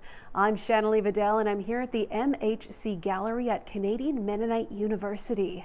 The Poetry of Painting is a collection of 43 poems, along with the paintings that inspired them. I wanted the idea of, the wings, the powerful wings taking to the air. Genevieve Henderson's painting, Crane Ascending, now has an added element. Poetry created in response to the big white bird stretching its wings up to the circle of gold leaf. The swoop of cranes, escaping winter to holiday in Mexico, riding thermals to surging heights. Doesn't it just give you shivers when you hear that? This painting will always have special significance to me from here on in. Even more significance after reading Liz's poem. The very first time that I saw Genevieve's artwork, I fell in love with it. It is so dynamic and vibrant, and there are a lot of nature themes in her work. Liz Cornelson is drawn to nature as well. And her other poem in the exhibit is also based on Henderson's art. Elusive features a white egret amongst pink lotus flowers. A moment swept away. Still, this remains, a pressing into your memory like a rare and precious flower. The color of serenity. Somehow captured for me also those moments in life where something really wonderful might be happening. And then that experience is gone and we want to hang on to it. And we need to reconcile somehow with the fact that that was an experience for that moment, and then we need to just somehow tuck it away in our memory and let it live there. Sarah Hodges-Kalisnik is director of the MHC Gallery and says curating this exhibit was a little less straightforward than others. I'm working with 3 different artists who have very wonderful expressive styles that don't always necessarily look great next to each other on the wall. They're amazing paintings. They have so much to show us and say. We had to figure out visually how to put things together and then also include the poems within that. So it was really fun, and once we had a system down, it came together really quickly, and it's just a beautiful exhibit to engage with. And I've found as people are coming to the gallery, they're staying for a really long time and engaging with the poems as much as the paintings. I've always said that there's magic in the word, that trying to find a word that paints a whole picture. That's what you're doing here. Well, I'm going to turn that right back to you because those words were so inspired by this amazing painting. Oh, thank you. First of all, the egret is a bird I absolutely adore. And then to see it represented in such a beautiful artistic form, it made it easy for the words to flow out of that. Yay, good, I'm so happy. The Poetry of Painting exhibit will close on March 22nd with a celebration to mark World Poetry Day and World Creative Writing Month. Shanley Vidal, CBC News, Winnipeg. By the way, during that March 22nd celebration that Shanley just mentioned, poets will be reading their poems in person at the gallery. The United States has been ripped off. The stories that matter. Canada will be responding As they happen. We must put Canada first. At home and around the world. We don't need the products that they have. And what they mean to you. For news you can trust. We're coming to you live. Stay with CBC News. Tomorrow, speaking of the products that we have here in Canada, we are going to be live at Peerless Garments. That's on Notre Dame. We're going to be on the factory floor. It is also the morning where we will be interviewing the Premier for our regular monthly interview. So Wap Canoe will be on the program. And we will talk to some manufacturers and those ahead of associations locally in Manitoba about how they're navigating all of these careful conversations leading up to the proposal for the tariff deadline. The deadline for the proposed tariffs coming up in early March, just a few weeks now mile away. We're asking you on Facebook today, how do you hope Manitoba deals with proposed U.S. tariffs to keep our economy strong? And you can weigh in on Facebook or by calling the listener line at 788-3205. Well, let's keep talking tariffs because it's time for today's monthly interview with our mayor of the city of Winnipeg, Scott Gillingham, who usually is in studio, is not able to get here this morning, but is joining us live by phone. Good morning to you. Good morning, Marcy. So we're talking tariffs. You are also heading south to speak to U.S. mayors, I understand, about a conference about the impact of tariffs through a civic lens. What are you hoping to share there? Really hoping to, help mayors in the U.S. understand that tariffs and counter-tariffs have a negative impact ultimately on our local businesses. And so where this plays out is it really plays out in cities. And this is about protecting jobs and paychecks in our cities. Canada and the U.S. have a great partnership, a great trading partnership, but any tariffs and counter-tariffs ultimately drive up the cost for consumers of products. And so we really want to make sure that we're kind of on the same page here and can have a good dialogue on the impacts of tariffs and counter-tariffs in our respective cities. What are you most worried about in Winnipeg, and what are you hearing at City Hall? Are you getting? Are you in business conversations? Are you in the jobs conversations from a civic point of view? We are, and in fact, later this morning, we're going to have a council seminar for all councillors who have been invited to really understand the impacts of tariffs and counter-tariffs on specifically local businesses and what sectors in Winnipeg may be most impacted. And so we're going to have our own staff who've done some analysis on the impact, and also going to invite some other guests from the Chamber and Economic Development Winnipeg just to talk about what sectors may be most negatively impacted. And I have been talking to leaders in the aerospace industry, agriculture, advanced manufacturing, and many of them are worried because there's no doubt that a 25% tariff on their products will have a big impact. We've also been in conversations here at CBC. I have personally with some of those same folks. And to say that people are being careful right now is, it's probably an understatement. A lot of people are just, every one step at a time, right? One day at a time here. I just on a last question on this, though, as you are heading south, there are going to be some U.S. cities that will say they could benefit if Donald Trump's plan works out and more manufacturing jobs eventually land in the U.S. or developed there. And they might ask, what's the incentive for U.S. mayors to fight against the tariffs? How will you position that? Or what will your response be to that kind of a sentiment? Well, I think, look at Minnesota as a prime example. Agriculture producers in Minnesota that rely on Saskatchewan and potash that comes out of Saskatchewan and Manitoba as fertilizer, their costs of input for farmers is going to go up. And so that's going to make a difference at the end of the day in the cost of food and fuel. And so really the impacts of tariffs on fuel and on food is going to really, be across the board, and people are going to see it, no matter what state they're in. And so I think we have to understand that, yes, there may be some positive impact, a few more jobs at a steel manufacturing plant, perhaps in Indiana. But at the end of the day, across the board, it's more cost and more negative impact on more individuals. 13 minutes to 8 o'clock. We're live with Mayor Scott Gillingham, who's with us this morning for our monthly interview. I want to switch topics here. EPC Executive Policy Committee voted yesterday to secure the the federal funding for the North End Sewage Treatment Plant upgrades. Can you help our listeners understand what that means, why it's critical? I know I'm loading you with questions here, but this is leading me to try to understand something, because this is tied to the funding that we got from the feds or will get for housing. So can you help us understand this issue and what you're worried about with this funding? The federal government committed $150 million to help fund the North End Sewage Treatment Plant, which is an ongoing project that we have not got fully funded yet. So this money is really, really critical. And yes, they have put conditions on getting this money. And part of the conditions is that the City of Winnipeg will comply with and really fulfill all of our agreement and obligation on the Housing Accelerator Fund, which is a different fund of money that goes towards building housing. One of the conditions on the Housing Accelerator Fund is that we, as a city, permit fourplexes, 4 units as of right, across the city. we're working towards that. There's a public hearing that's going to come up on that in the coming months.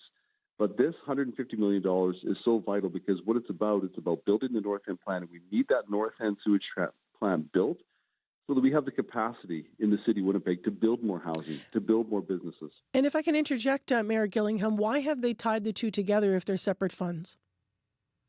This is not uncommon because they've tied the housing funding also to transit funding. What governments, the federal government really wants to see is more housing built because we know we need more housing built across Canada. Right now we have a vacancy rate of less than 2% in Winnipeg, and so it's really hard to find even an apartment. We need to get more housing built and get it built quickly. Even the leader of the official opposition, Pierre Poilievre, has, even as recently as yesterday, has talked about finding ways to force cities to get more housing built faster. So this $150 million for the North End plant is critical. We need the funds. What that will do also is help us with any future sewer rate proposals, because if we can get more money from federal and provincial government, then it will have it means that the people of Winnipeg will have to pay less on their sewer rates compared to what they would have to if there was no federal and provincial funding. So I want to ask you two additional questions on this file. So one of them is you brought up Pierre Poilievre. We could have a new party change in the new federal election this year. If the funding is not fully secured by the election, what's your concern around that? Because despite what Pierre Poilievre might have said that you're quoting there, we know he said he would get rid of the accelerator fund. The concern about the $150 million, now I'll go to the $150 million for the North End plant. If we do not get funding from senior levels of government to help us fund that plant, then the city of Winnipeg, ratepayers would have to pay a lot more in the sewer rates. Which you said, but how concerned are you that Poilievre's going to cut the housing accelerator fund, though, to look at that fund? Yeah, I'm concerned because we need more housing built, and this has been working. In fact, just last week we announced another round of projects that will get built with the Housing Accelerator Fund. In the city of Winnipeg, we've announced over 2,000 units, I think 2,500 units will get built through the Housing Accelerator Fund. That's housing that we need critically. What the Housing Accelerator Fund has done is it's really incentivized developers to build. In fact, our $58 million announcement last week leverages $1.6 billion in construction. And so this is very important funding to get the housing built that we need in the city of Winnipeg right now. Now, are all of the councillors on board? Because it's my understanding that some of them have concerns about the zoning issues that we were talking about, because the funds are tied now to the housing thing, and the build a housing, we have to comply with zoning rules from the feds. And if they're not on board, what would you say to them? I would say get on board. We can't risk the $150 million that has been put on the table by the federal government. That's critical funding, and not only the funding from the federal government, but the provincial government also is already come on board with $30 million, and the premier has said, he's looking to find ways to add more to that fund, because for the premier, he has indicated, that I believe him, that the North End plant is also his priority, as it is ours. So we can't risk having that money disappear and asking ratepayers to pay the full shot on their sewer rates. But if they're not on board because they're worried about zoning, do they have a legitimate concern about that? Because when you and I first talked about the stipulations attached to this federal funding for housing, I know you had said that we can't leave federal money on the table, but we can't fall behind other cities, but we're going to find a Winnipeg solution to this because the requirements that they were imposing on us, you said, are actually in some ways broad, not a lot of specificity. So I guess what I'm leading to is, should people be worried that, yes, we need the funding for the North End treatment plant tied to the housing funding, but if we just say yes, yes, yes very quickly, we're going to lose some of that ability to have a made in Winnipeg solution, and we're going to have, we're going to have increased density in places where maybe neighborhoods or Winnipeggers don't want it. Yeah, so we're not saying yes, yes, yes quickly. This has been an ongoing and continues to be an ongoing back and forth dialogue with the province, with the federal government and CMHC. There is a hearing coming up, and a hearing is, a public hearing where the public can have input, and we're trying to find ways that will satisfy, as many councillors as possible, and mitigate some of the concerns that some councillors have, and some concerns that I have as well. And I think we're well on the way to finding some of those solutions, but there is a public hearing. I think that's important. This is not something that we're just, what the federal government says we do without asking any questions. And so that public hearing is coming up in June. Okay. I want to move to another story here. I want to ask you about the police chief. It's been over 5 months since Danny Smyth's last day as Winnipeg's police chief. Why is it taking so long to find a replacement? What would you say to Winnipeggers who are wondering about that? Well, I'll echo what the police board chair, as a spokesperson, Councillor Marcus Chambers, has said, is that the board is doing its due diligence, a very thorough process.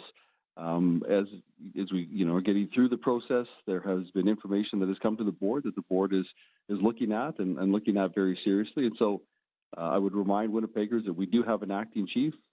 Art Standard right now is serving in that capacity, and police services are continuing to be delivered really without interruption. What's the expected timeline now, though? Can you give us a sense of this? Because it was initially at the end of last year. I don't have a timeline. I'm obviously as a mayor of this city, I'm hoping it's soon. I'm hoping it's sooner rather than later. But I don't have a timeline. But I can tell you that the board is taking matters very seriously and doing its due diligence. Let's move to the Granite Curling Club. There was movement on that story this week. There's a proposal, the parking lots developed into affordable housing under the Federal Housing Accelerator Fund, which we just discussed at length. Where are you sitting with that? Because we heard from Daniel Leonard, one of 70 Granite members. He signed a petition supporting the project, so there is some support. But we also have heard from Club Secretary Christian Fierce, who said that they want to work together with you, purchase the property. They want funds, revenue sharing from whatever's built on the lot. So where is that project at? Yesterday at the Executive Policy Committee, we approved the subdivision of rezoning. And that's really the first step, is to subdivide and rezone that land so that the curling club can remain. And I want to just reiterate that strongly, that I believe there will be curling at the Granite Curling Club for many, many, many years to come. And so we want to make sure that curling continues.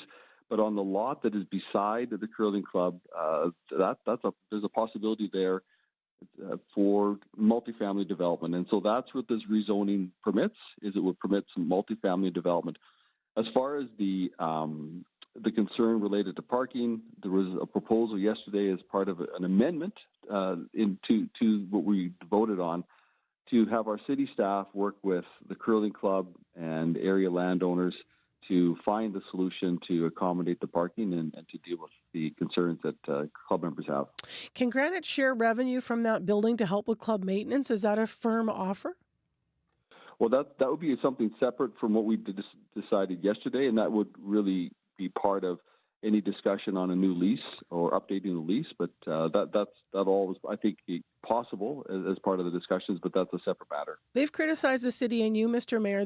Why do you, for transparency, they're saying it's lacking. Why do you think they feel transparency is lacking? I don't know. Our staff has been talking to them for months now, so I don't know why they would say that. But at the end of the day, I know our staff has been in dialogue with the curling club folks since the summer. So if they have questions to be asked, then they can for sure ask the questions, and our staff will get them the information. Thank you very much for being on the program this morning. If you want to slide in our last 30 seconds, I know that after 8 o'clock, we are still continuing our, we're going to announce the winner of our Show Us Your Winter contest. How do you survive this cold stuff? Oh, a warm coat, layers, and I still try to get out and walk once in a while, even in these temperatures. And I know many people enjoyed Festival. We enjoyed Festival over the weekend. It was a great time, even in the cold. It's good to get out and get moving. Good luck with your trip down south. Thank you for being with us. Thank you. It's our monthly interview with Mayor Scott Gillingham. We will announce the winner of Show Us Your Winter after 8 o'clock. Right now to Heather in headlines. Well, one of Canada's major grocery chains recently overcharged Manitoba customers for milk. Walmart was selling 1-liter cartons for higher prices than provincial law allows. We'll hear more about that. And the deputy mayor of Steinbach defends a city plan to gather public feedback before approving any emergency homeless shelters. A volunteer group trying to build transitional housing on Steinbach's Main Street believes those opposed to the project are putting pressure on Steinbach City Council. I'll be back with more Manitoba News at 8:30. All right, thank you, Heather. You're welcome. We're going to talk more about that milk story and the Show Us Your Winter contest winner after after 8 o'clock. Right now in Winnipeg, extreme cold with wind chills feels like minus 40 around most of southern Manitoba with that warning in place. And please call Corey if you have any updates on what he's been mentioning as the big traffic issues out there, 788-3093. 1 minute to 8.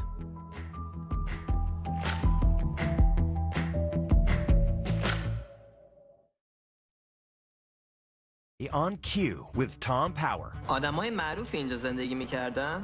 No. One of the most interesting films of the year is from Winnipeg. It's called Universal Language, and it imagines a Winnipeg where the official languages are Farsi and French. The director, Matthew Rankin, will be here to tell you about it and why so many great experimental movies are coming out of Winnipeg. Cue with Tom Power. This morning at 10, 10:30 in Newfoundland, and on the CBC Listen app, or wherever you get your podcasts.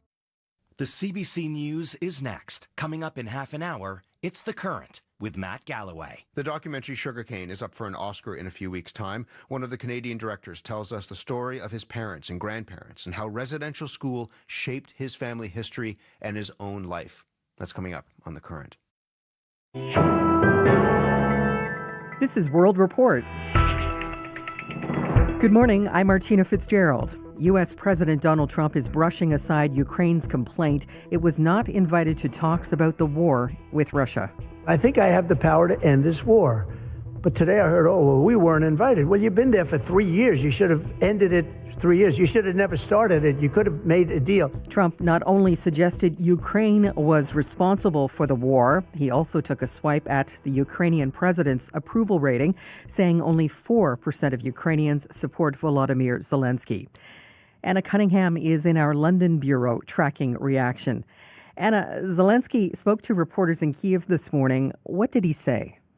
Well, I think the real standout line from President Zelensky this morning was when he said that President Donald Trump was living in a disinformation sphere. Now, he referenced the comments made about President Zelensky's approval ratings being at 4%. He said this was Russian disinformation. He did say that he wouldn't normally talk about his own popularity, but that it's 58%. And he said if anybody wants to replace him right now, it won't work. Here he is speaking through an interpreter. We are seeing a lot of disinformation, and it's coming from Russia. Unfortunately, President Trump, with all due respect, is living in this disinformation space. In terms of that meeting yesterday between US and Russian officials, President Zelensky said the US is helping Putin to end his isolation. Zelensky also says he's making plans in case the US reduces its support. What can you tell us about that? Yeah, that's right. He mentioned about weapons, and he said that Ukraine doesn't need US troops with their air defense systems, but that they would like to get hold of licenses to produce missiles themselves and possibly parts of those air defense systems. In terms of security guarantees, he did reiterate that NATO remains the strongest and that Ukraine must count on an allied position in Europe. Thanks very much, Anna. Thank you. That is Anna Cunningham reporting from London. For the first time, a New York City mayor could be removed from office. Eric Adams' relationship with U.S. President Donald Trump is being thrust into the spotlight. Last week, the U.S. Department of Justice announced its plans to drop criminal charges against Adams. Today, a federal judge is calling that decision into question. Some of Adams' team members have resigned over the mayor's recent support of Trump. Many are calling the DOJ's decision a quid pro quo deal. The CBC's Chris Reyes joins me from New York. Chris, what can you tell us about today's proceedings? New York Judge Dale Ho will hold a hearing to consider this request by the Department of Justice to drop the corruption case against Eric Adams. Adams was indicted on bribery charges last September. He was accused of receiving favors from a foreign government. Now, Mayor Adams has denied all of those allegations.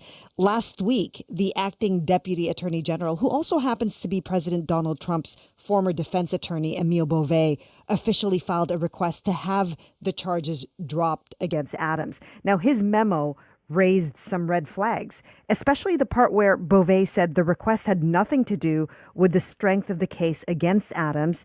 Instead, he said the charges should be dropped so Adams can deal with the city's illegal immigration problem, which is a signature Trump policy.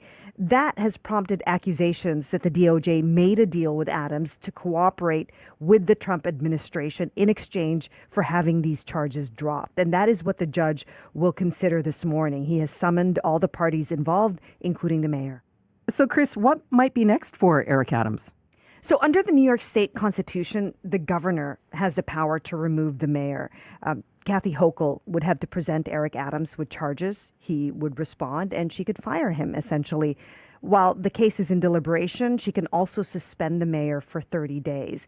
Now, Governor Kathy Hochul certainly seems to be mulling over that choice. She met with some top Democrats earlier this week. She has raised concerns over Eric Adams' ability to govern independently, with the DOJ intervening in his case. A new poll from the Associated Press shows that 2/3 of New Yorkers would support the governor if she fires the mayor. So pressure is mounting there. At the moment, Hochul seems to be waiting on the outcome of today's hearing before she makes any kind of decision. The CBC's Chris Reyes in New York. Thanks very much, Chris. Thank you. One of the key organizers of the 2022 Convoy protest in Ottawa will be sentenced later this hour. Pat King was found guilty on 5 of 9 charges, including mischief and disobeying a court order. The Crown is seeking a sentence of 10 years for King. That is the maximum penalty for mischief. His defense is asking for time served and probation. After his initial arrest, King spent about 5 months in jail. During the protests 3 years ago, hundreds of trucks took over downtown Ottawa for about 3 weeks to protest COVID-19 public health measures. A BC judge is siding, at least in part, with 3 people who were arrested in the Wet'suwet'en pipeline blockade. The protesters, who are Indigenous, have been found guilty of criminal contempt of court. They argue police used excessive force and treated them unfairly while in custody. As Jackie McKay reports, a judge has now ruled their charter rights were breached. Even though this was not a complete victory, that we didn't get the stay of proceedings, that I really consider this a victory nonetheless. Defense lawyer Francis Mahan says it's rare for a court to find an abusive process. The accused are Slato, a wing chief of the Gidimt'en clan of the Wet'suwet'en Nation, Shaylin Sampson, a Gitxsan woman with Wet'suwet'en family ties, and Corey Jocko, who is Ganya Gahega from Akwesasne. It's very difficult for any Indigenous person to find justice within our justice system. Justice Michael Tannen of the BC Supreme Court says a reduction in sentence would be appropriate because of serious acts of racism that occurred. RCMP officers compared Slato and Sampson to orcs and ogres in audio recordings played in court. The officers didn't know they were being recorded at the time. My hope is that those RCMP officers will be ashamed of themselves. The justice also says the RCMP should have obtained warrants before entering the cabins to arrest the accused. These acts breached their Section 7 charter rights that guarantees a person's right to life, liberty, and security of a person. The judge will take all of this into account when sentencing happens in the coming months. Jackie McKay, CBC News, Vancouver. Delays continue at the country's biggest airport. 2 of 5 runways are still closed as investigators work to figure out what caused Monday's fiery crash in Toronto. 80 people were aboard the Delta plane from Minnesota when it crash-landed at Pearson Airport, lost a wing, and flipped on its back. Transportation Safety Board investigators have recovered the plane's black boxes and sent them for analysis. The wreckage remains on the snowy tarmac for now. With a trade war looming between Canada and the United States, the push to buy Canadian is getting stronger. But as Karina Zapata reports, small business owners in Calgary are among those saying sourcing only Canadian products is easier said than done. We're a proud country. We're a strong country. But it gets really fuzzy when your entire life is reliant on a business you've built in Canada and you pay those bills by selling those established U.S. brands. As the owner of yarn store Little Bow Fiber Company, Michelle Boland is feeling the pressure on the other end of the Buy Canadian movement. She says Canada's wool industry is so small, it isn't feasible to only sell items produced in Canada. It's definitely expensive, and if there's only a handful of companies, well, I don't want to carry what my neighboring yarn store has.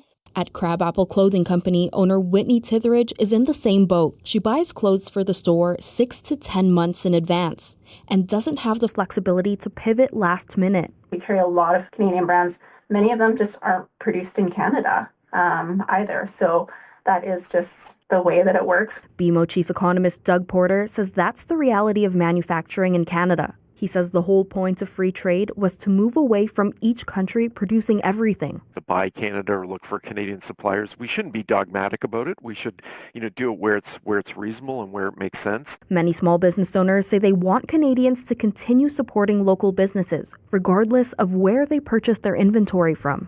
Karina Zapata, CBC News, Calgary.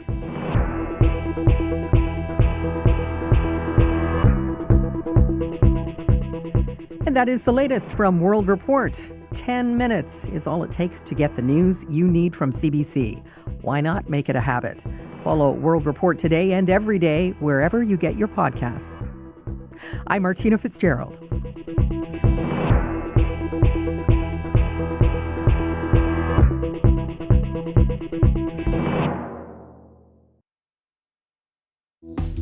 Good morning, Manitoba. I'm Marcy Marcusa. This is Information Radio. We're live on CBC and from downtown Winnipeg on 89.3 FM, 990 AM on the app and on YouTube.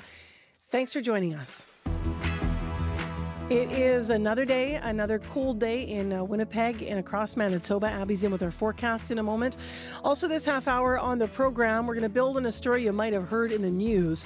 Milk prices are regulated in Manitoba, but one of Canada's major grocery chains is being accused of milking its customers by overcharging them by 80 cents per litre.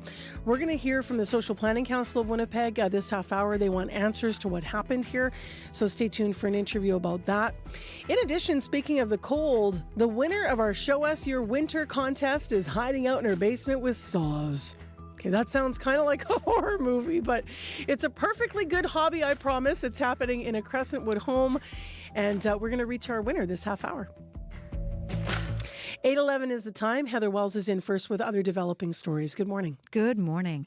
Well, a recent survey finds more people in Manitoba are shopping Canadian and boycotting products made in the United States. 600 people were part of an online survey done by Probe Research. 75% say they plan to stop buying U.S.-made products. 6 out of 10 respondents say they have canceled vacations to the United States. All of this in response to tariff threats.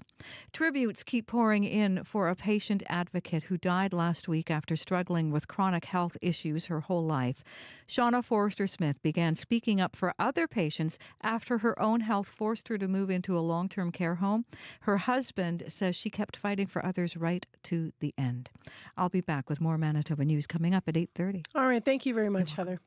Time now for our forecast. Abby. Yep, another cold day ahead, but some relief in the horizon. Expect some warm conditions in coming days. Right now, Winnipeg, we are at a minus 25. Winnipeg still under that extreme cold warning as bitterly cold temperatures gripping the region. We've been seeing wind chill values ranging from minus 40 to minus 50 in some areas, making it really, really cold in those regions. But it's going to get warmer as we get into the weekend. For today, mainly sunny, breezy from the west. We'll see a high of minus 17. However, if you're starting your day, you're not stepped out yet, it's going to feel like minus 40 this morning, which means frostbite can happen in minutes. Thank you, Abby. Thank you.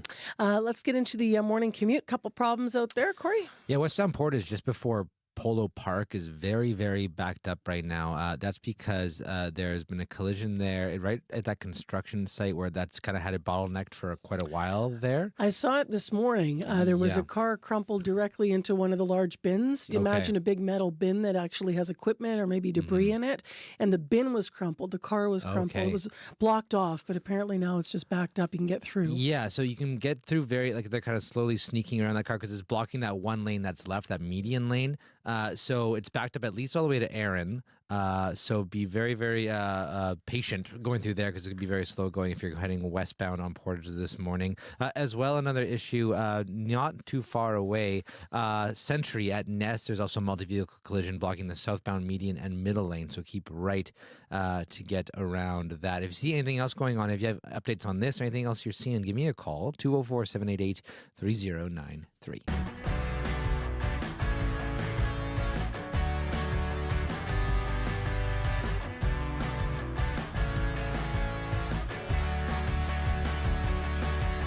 Well, got milk? How much you pay for it? If you shop for milk on a regular basis, you may already know that the cost of a liter of milk is usually around $2.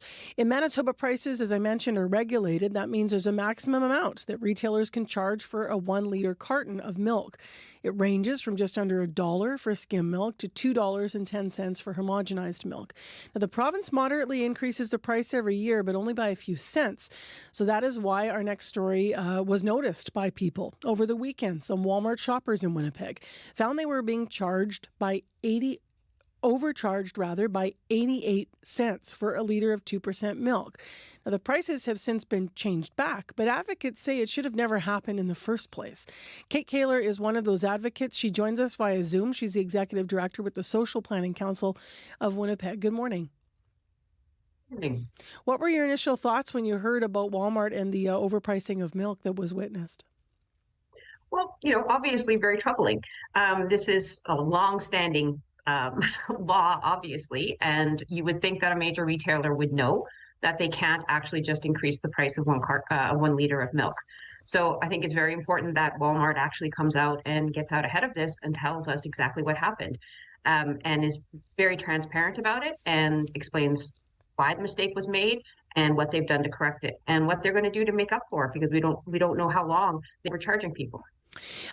How concerning is it to see retailers not following regulations? And can you think of examples in the past when you've been sort of out front of something like this? Well, we did notice that actually happened in the pandemic. It was actually a colleague just accidentally walked into a 7-Eleven, neighborhood 7-Eleven, and noticed that they had also increased the price of milk. And they were saying, well, it's the supply chain issues. And they were simply informed that, no, you can't do that. It is illegal. And so they did bring down the price of the 1 liter.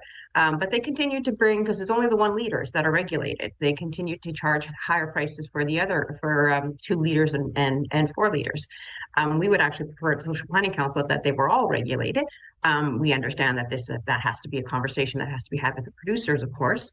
But milk is such a staple to so many people. It's a good source of protein, and people need we simply, it's part of our diet, and it's an essential, considered an essential food.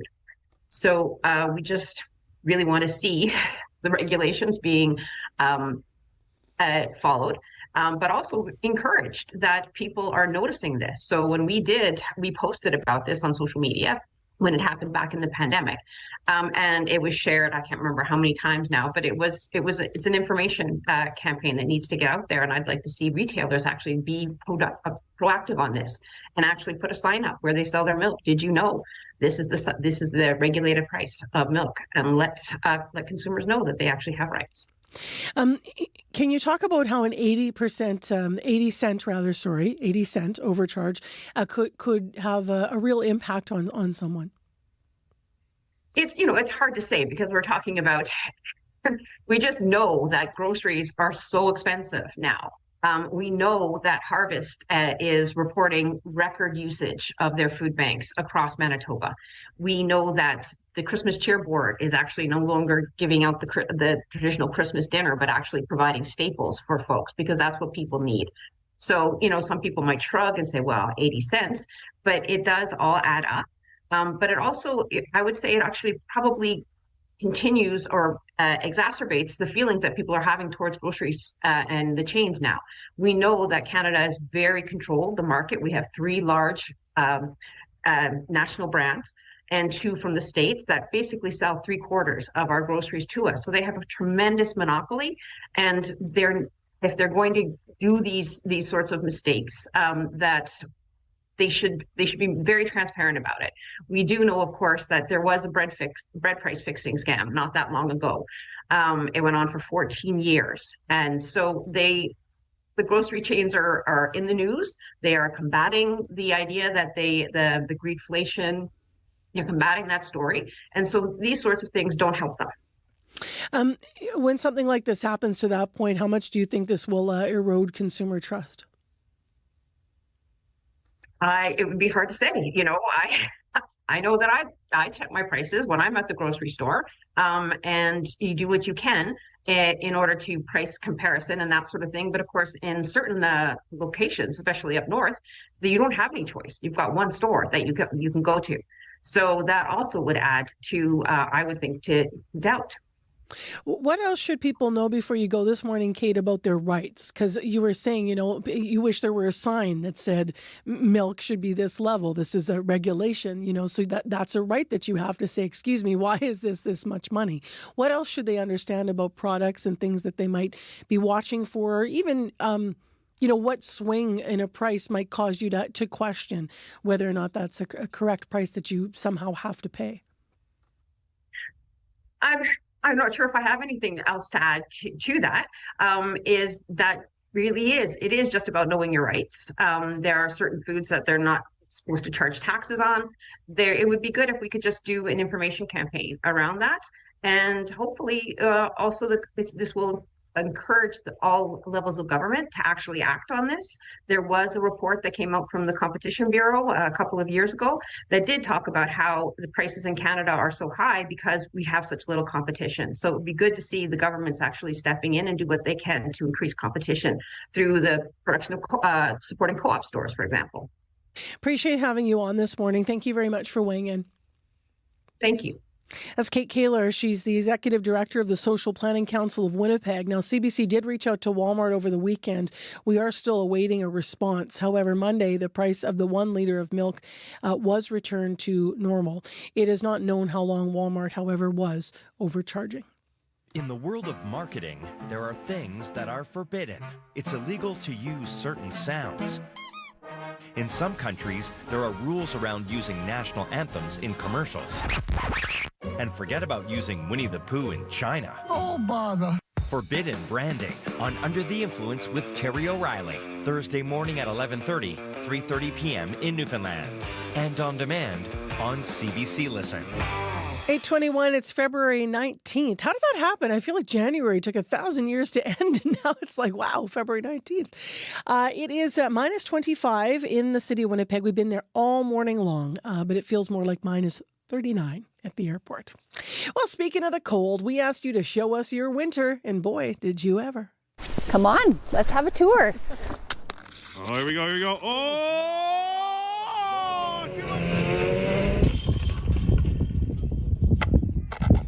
3, 2, 1. Quick. It looks like stained glass. It's absolutely gorgeous at night when it's all lit up. Like I look forward to winter, getting creative and, making the skating rink and a lot of fun. Skating and igloo building and kick sledding with the dogs out there. From making soup to making snowballs, from drifting into long naps to drifting your cars on ice, and from gathering around dinner tables to gathering the dogs, as I mentioned, to go kick sledding. Manitobans, apparently you have a lot of ways to get through winter that works for you, whether it's inside or out. We had so many entries in our Show Us Your Winter contest that ultimately it did all come down to a random draw, which was the plan, but it especially was needed because we had wonderful stories. So we just made a random draw. The winner wrote to us with something simple. Quote, I survived the winter by hiding out in my wood shop. That wood shop is in a basement of Barb Ender's home in Crescentwood, and that's where I reached her yesterday with the news. So you showed us your winter. I did, yep. It looks amazing. Thank you. How long have you been woodworking? I did it when I was in grade 11, and that was about it. And then I got kind of nervous. Yeah, the very first time I did it would be grade 9, and it was the first class that the girls could go into shop. That would have been 74. The scroll saw stuff I've been doing now probably about 12 years. What drew you back to doing it? Was it actually something to do in the winter, or did it start in another season?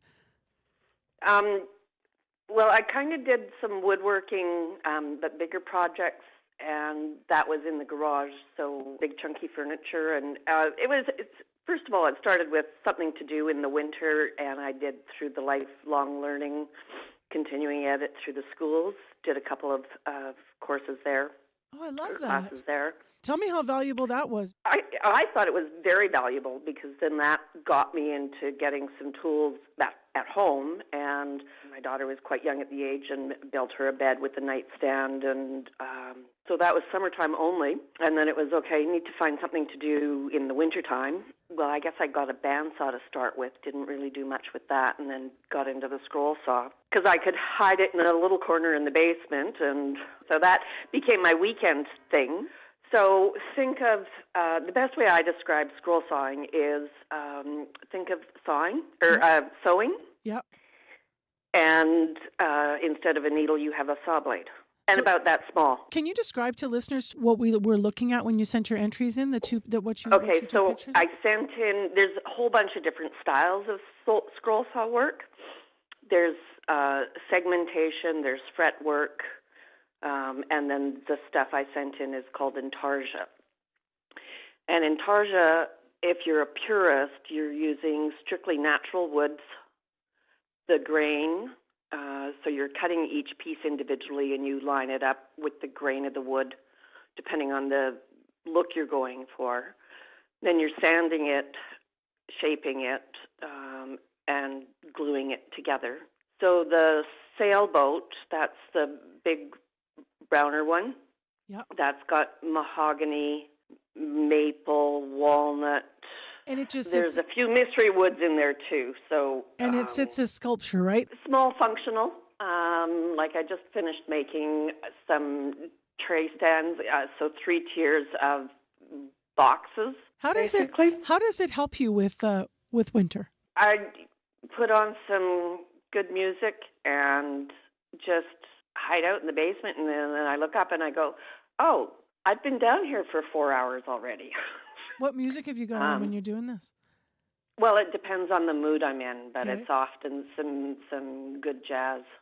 Because then I think of my dad, who also always puttered around in a wood shop, and he always had his old 78s going on in the back. Yeah. Other stuff would be yacht rock music, so give me some good old 70s, 80s music. Well, you're going to be warmer now because you have randomly been chosen as the winner in our Show Us Your Winter contest. And we had a lot of entries, Barb. So I think there's a toque and a mug and even some socks in there, I think. Oh, and a good. I t-shirt. get a new mug. I have 2 coffee mugs, After Dark, which is no longer on air. Yep. And an old information radio, 990. Classic. Yeah, We'll upgrade your mug. We'll upgrade your mug so you can drink something warm while you're lost in your hobby and in your wood shop and listening to some good jazz. I love that image. Perfect. Thank you so much for calling. Stay warm. That's Barb Ender. She was randomly drawn as the winner of our Show Us Your Winter contest. Thanks to everyone for entering. By the way, Barb's woodwork will be for sale on April 5th in Toulon. She's been part of an event there in that town. And in case you've had enough winter, this really cold stuff, by the way, should break by the end of the week. Well, we don't have any yacht rock to play for you next, but we do have a group that's playing at the end of the week at the Festival de Voyageurs. Neighbor Andy is gearing up for their performance. It's Friday in the Red River tent. Here they are this morning with 71.